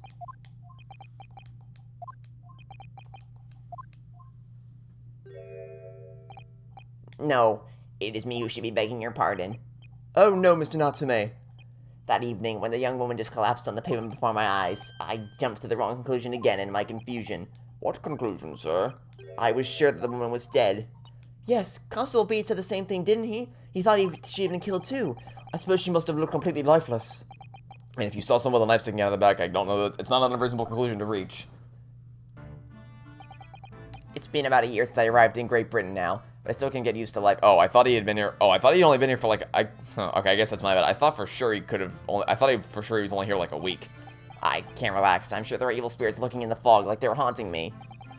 Poor Saseki-san. His imagination really has got the better of him. Yes, poor man. So when it happened, I thought the young woman had been taken by the fog spirits. I should never have dropped my books like that and run away. I should have called for help, for a doctor, for the police. Instead, I managed to create a rift in the relationship of trust between our two empires, and for that, I am truly sorry. That's the thing, man, is he's even for everything that we just went through, which we'll be sure to talk about when the case ends, this man's got a heart of gold. The defendant might be the best, like, top-tier defendant right here. One of the best and most compassionate and most, like, most willing, most people who you're just like, you want to help them out no matter what kind of thing, of everyone that we've encountered so far. One could indeed say that some sort of mischievous spirit has been at work here, I think. One that created a chain of unfortunate mishaps. We were befooled by the spirit and led to false conclusions. But thanks to Lord Van Zieks and our young lawyer here from the east, that chain has now been broken and the spirit exorcised. I heartily commend you both. Oh! Now then, ladies and gentlemen of the jury. Yes, my lord? In concluding this trial, I must ask one last time for your decisions regarding the defendant's culpability. Are you ready to present your findings to the court? As the foreman of this jury, I can assure you we've reached a fair and just conclusion. I do declare that truth can be extremely cruel at times. As a Karen would know. Well, I didn't suspect the woman next to me, that's for sure. Sitting in for the old beam while she's out of action, you know, but I know what her decision would be. Does this mean I'll finally be able to get out of here and start work? Well, it's about time, Jesus Christ, I say, I'll have a Kokoro of a story to tell the grandchildren when I get home, won't I? If you can remember it all, which you probably can't. Very well, ladies and gentlemen of the jury, I hereby demand your final decisions. Mr. Foreman. Not guilty. Not guilty. Not guilty. Not guilty. Not guilty.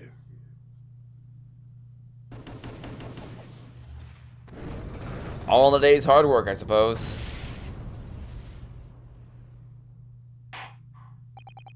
Very well. Mr. Soseki Natsume, I hereby pronounce you... And for the first time in forever, it finally feels earned. Sort of.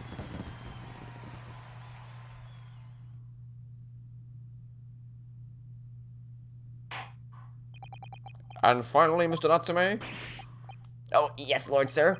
you are now a free man once more. It is my hope that you will continue to further your education in British culture, and may you never again be brought before me. Oh, yes, sir. Of course. On my life. I never set foot in the courtroom again. I'm transported to tears. Oh, I expect usually there's 4 words. This was only 3 this time.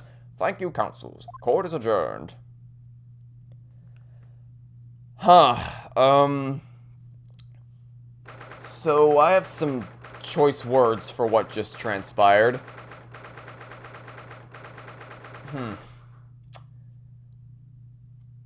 Yeah, I'm gonna wait till we finish this case definitively. Oh, welcome. Wait, you mean me? Of course! Is there another locum here? Is there even one? Compared to the original locum student, Mr. Naruhodo Esquire, your name's become rather short, hasn't it? What's wrong with using my actual name? Oh, at last I'm free, joyful, joyous, jubilant, jubilation, heady, hearty, happiness, hurrah! Oh, I'm pleased. Master Natsume is delighted. Would it be so hard to just say that then? Locum, you did it. You saved me from the brink. Well, what happened to the poor woman was in no way your fault after all. I'm just glad everyone can see that now. No, not that. Lovely, loyal, locum, lawyer. Yes? I mean, as I said before, I just never got used to life in Great Britain. Every time I look over my shoulder, I see foreigners. I see towering brick buildings, and from high up windows, I see them looking down at me, laughing. Look at the little hunchback. Oh dear, I'm sure it's all in your head, Mr. Natsume. Have you talked to the people in this country so far? Today, you, locum lawyer, gave my gloom the boot. You stood firm behind that baronial bench before all those babbling British. You battled to the bitter end, laying bare the baffling truth. And when I beheld the blinding fireworks among the beams of the Bailey's roof, I bellowed, "Behold, the best barrister ever born!" Well, that's very flattering. We're very pleased for you. This has given me a wonderful anecdote to recount to my old friends back in Japan. And an anecdote? Is that what's to become of all my hard work? Who? He's here. He's there. He's everywhere. He's everywhere all the goddamn time. You cannot escape him. Oh, it's a pleasure to see him, is it? I see I am here not a moment too soon. And as has been averted, I'm glad to say, Yeah, no thanks to you. Oh! the trial shall begin presently, Mr. Naruhodo, and I wish you the very best of luck. It's just finished. What? No, then my haste was in vain. Since when is what you do not in vain? Ah! It's you, Sherlock Holmes. Oh, have we met, sir? This is Mr. Natsume, the man you had arrested, Mr. Sholmes. Ah, I see. I failed to recognize you at first, as I have made so many false arrests in my time as Mr. Sherlock Holmes, the man, the myth, the legend. Our previous encounters have been taking place in the gloom, either of you bleak lodgings or that prison cell. I simply couldn't place that curious face in the light. Charming.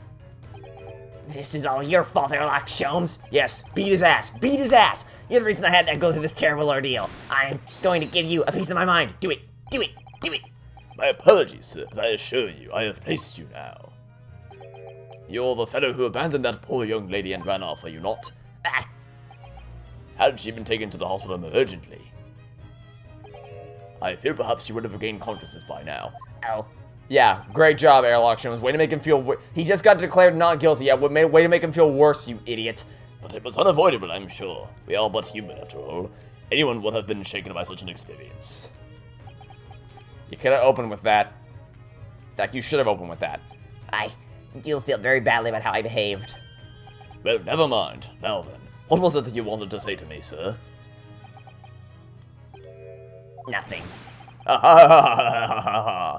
Priceless. Oh, I am sorry, really, but that was quite priceless. So is your face. Poor Soseki-san. Still, on the bright side, you've had an extremely entertaining experience without paying a penny, and it would seem you were not even found guilty.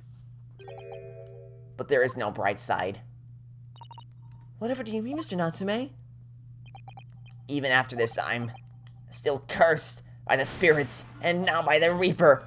Ah, Lord Van Zieks, I haven't forgotten, what facing that man in court means. Even if you're found not guilty, you're still doomed. It'll be alright, Mr. Natsume. If the Reaper appears trying to make trouble, I will protect you. Hiya! Why me? Why is it always me? Why can't you kick Airlock Sholmes to the ground? Why me? With a perfectly executed Susato takedown. Much as I like being turned on my head, a bit of warning might be nice next time, Mr. Sato. Also, did you need to demonstrate that you can kick people's asses? I think we all could have surmised that by now. You didn't need to actually throw me to the ground. Thanks, though. So, Mr. Natsume, what do you intend to do now? You mentioned something about recounting your experiences to your friends back in Japan. Yes, I intend to return to my homeland soon. Oh! It has already been a year since I arrived here in Great Britain. I visited universities, libraries, bookshops. I've been honored with the tutelage of professors. I've learned so much about the wealth of literature here and the city it has shaped. And I've come to realize that it is my calling to sail home and tell my fellow countrymen about it. That's very touching, Mr. Natsume. Or in perhaps less veiled terms, you wish to withdraw halfway around the world to escape the terror of the Reaper's curse? That's not it at all! The more I learn of literature, the more this strange feeling claws at my insides. It's Monica. I feel compelled to return to my roots and attempt to pen a work of my own. To write your way into their hearts? Oh, I see. A work of literature by Soseki-san. Could be an interesting read.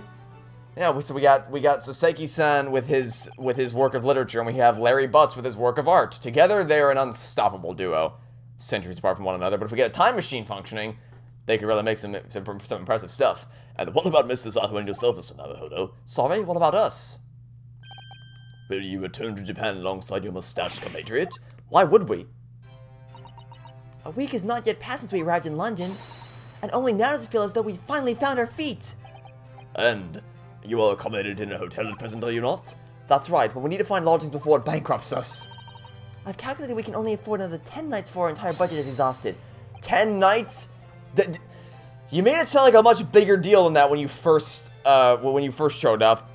You made it sound like it was like you rented like a millionaire's estate for one night. But now you can apparently stay there over a full week and still have enough money? Okay. Well then, you could take my lodgings. Oh, the windowless room?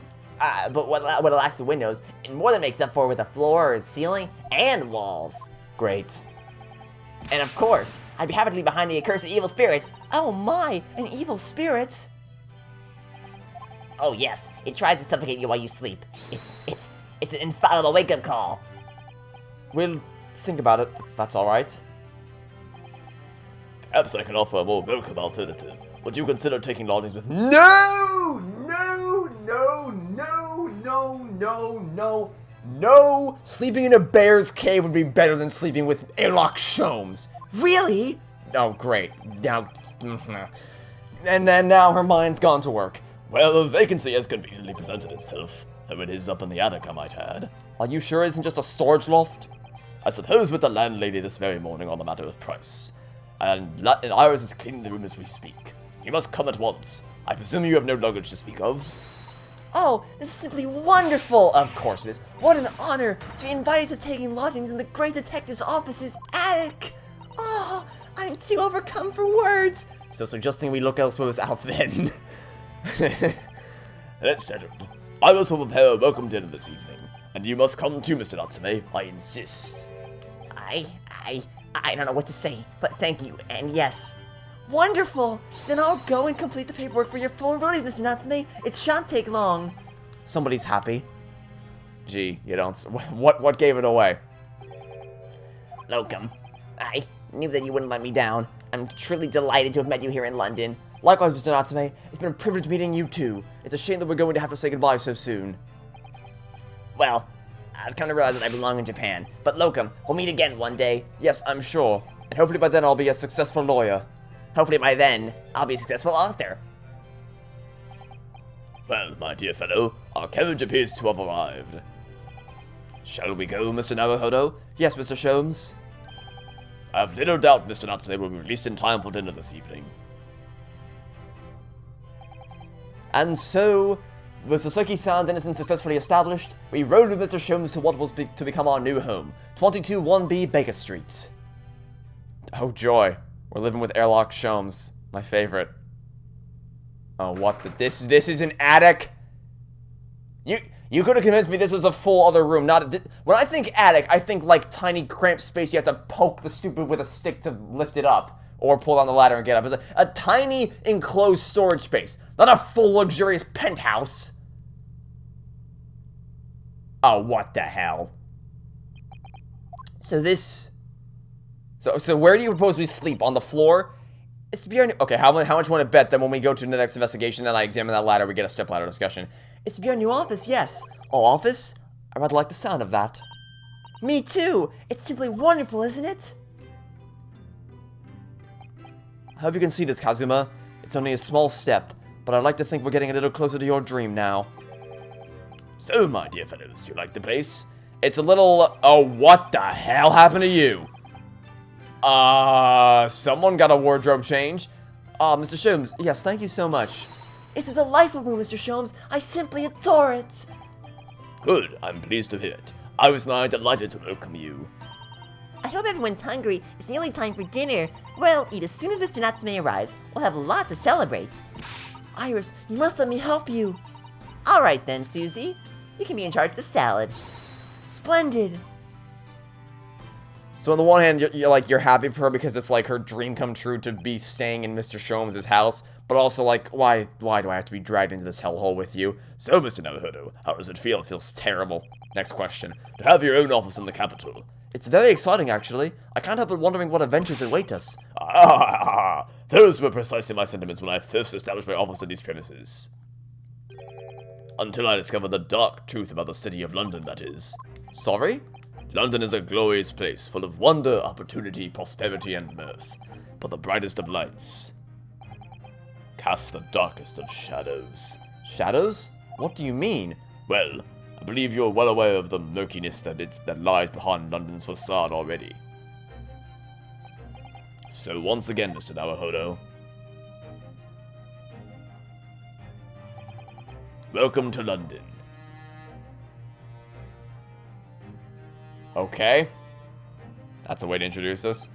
Of course, at the time, I had no idea of the significance of those words Mr. Sholmes so casually spoke. But it wasn't long before my turn came to lift the facade and see the true depth of the murk that lay beneath it. And that's our case 5 setup. Alright then. Okay, so,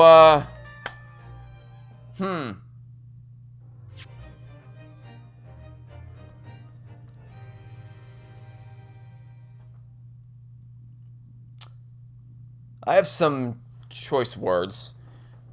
So, positives.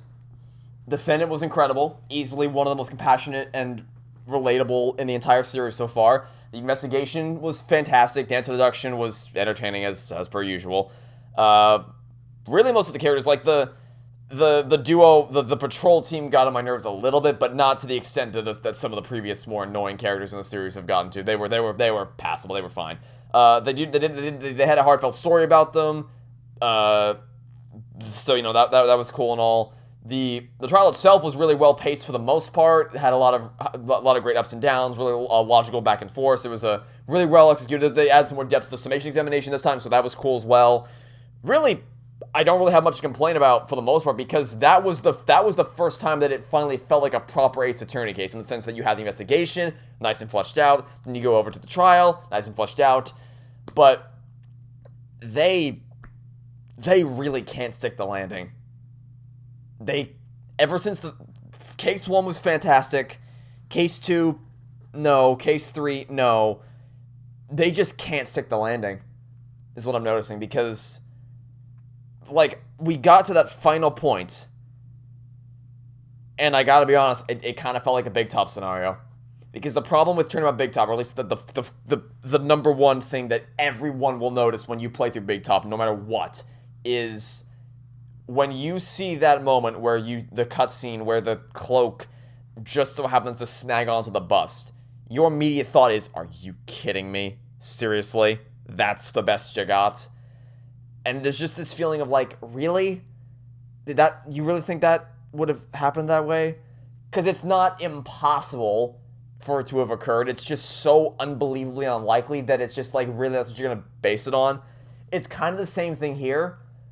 because, in fact, it's actually kind of the same scenario in the sense that, like, the guy in the circus, whatever the hell is the leader, the leader of the circus was, Russell Berry, I think it was Russell Berry. Russell Berry had to, we proved he was bending over because he had to pick up he had to try to pick up the box, which would have positioned his head in a place where it could have been crushed by the bust. Same thing here, we had to prove that she was leaning over by picking up the book so that the knife could land in her back.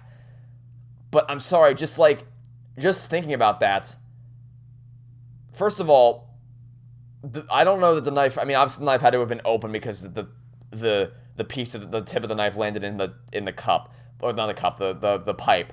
But at that point, like, a knife with a dulled blade is already going to be, like, let's assume you're under normal circumstances, you have this dull blade of a knife and you try to stab it through, trying to make it through that overcoat under normal circumstances would be nigh on impossible, or not impossible, but it would take a lot of strength to stab through that and the person's skin. But then to compound that with the fact that there is no human strength to work on your side here, you're relying on gravity and the fact that it would be rotating through the air, just to the nature of how physics works.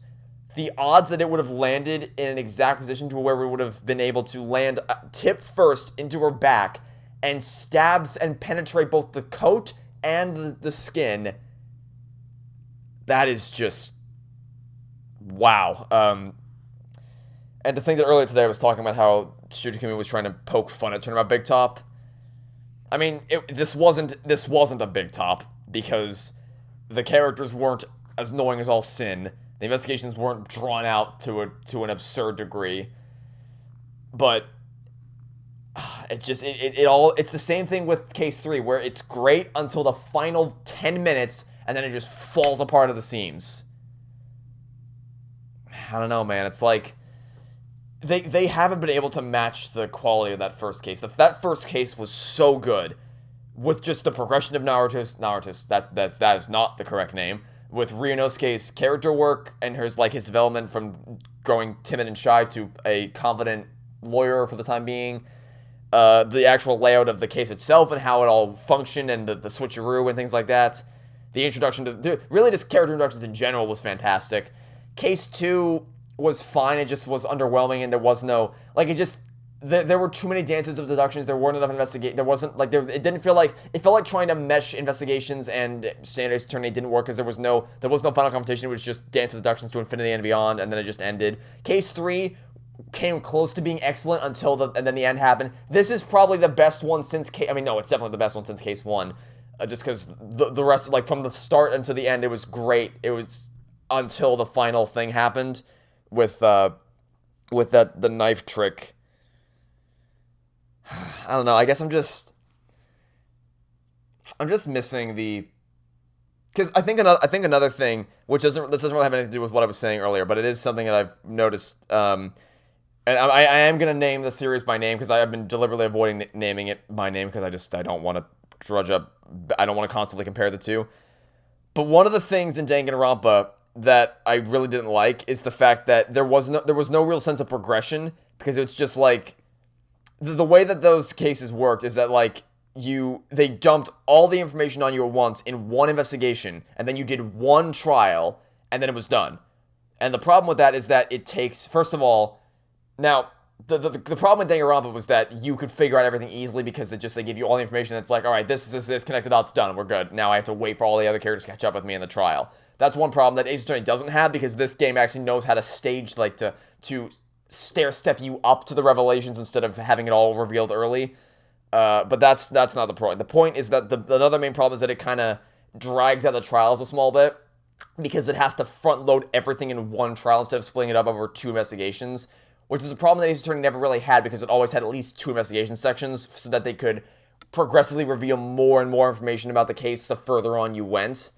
But it feels like this game just hasn't done that, because it's all been condensed into the course of a single day, where it doesn't have the room to stair-step you up the further you go throughout the case. So I feel like that's the same problem we have here, is that there isn't the problem of figuring it all out in advance, but there is the problem of it, it feels like there's less of a sense of progression because it all just gets dumped out on you over the course of one trial. So, but that's just more of a general problem with the whole game. The thing that really annoyed me in this case was that knife trick. I don't buy for even a second that would have landed in the proper angle with the proper amount of force to penetrate. Like, it might have... I think what would have happened is it would have bonked off her back. I don't... Ugh. I don't know, man. Because, like, I haven't particularly hated any of the cases so far. It's just that none of them have really blown me away. They came close to blowing me away, but there's just always that one thing at the end that just always let you down. So, we'll see what happens in the fifth case, though. We will keep our hopes high. Like, I'm still waiting for the moment, because the thing is, I've heard that game 1 is kind of but game 2 is fantastic, so I'm just keeping my hopes high and waiting for the moment when it really starts to take off. So I'm not giving up hope yet. I'm still holding my hopes high for the future. But so thanks for watching. Stay tuned for next time. I hope to catch you all tomorrow for some more of the Great Ace Attorney adventures. Goodbye.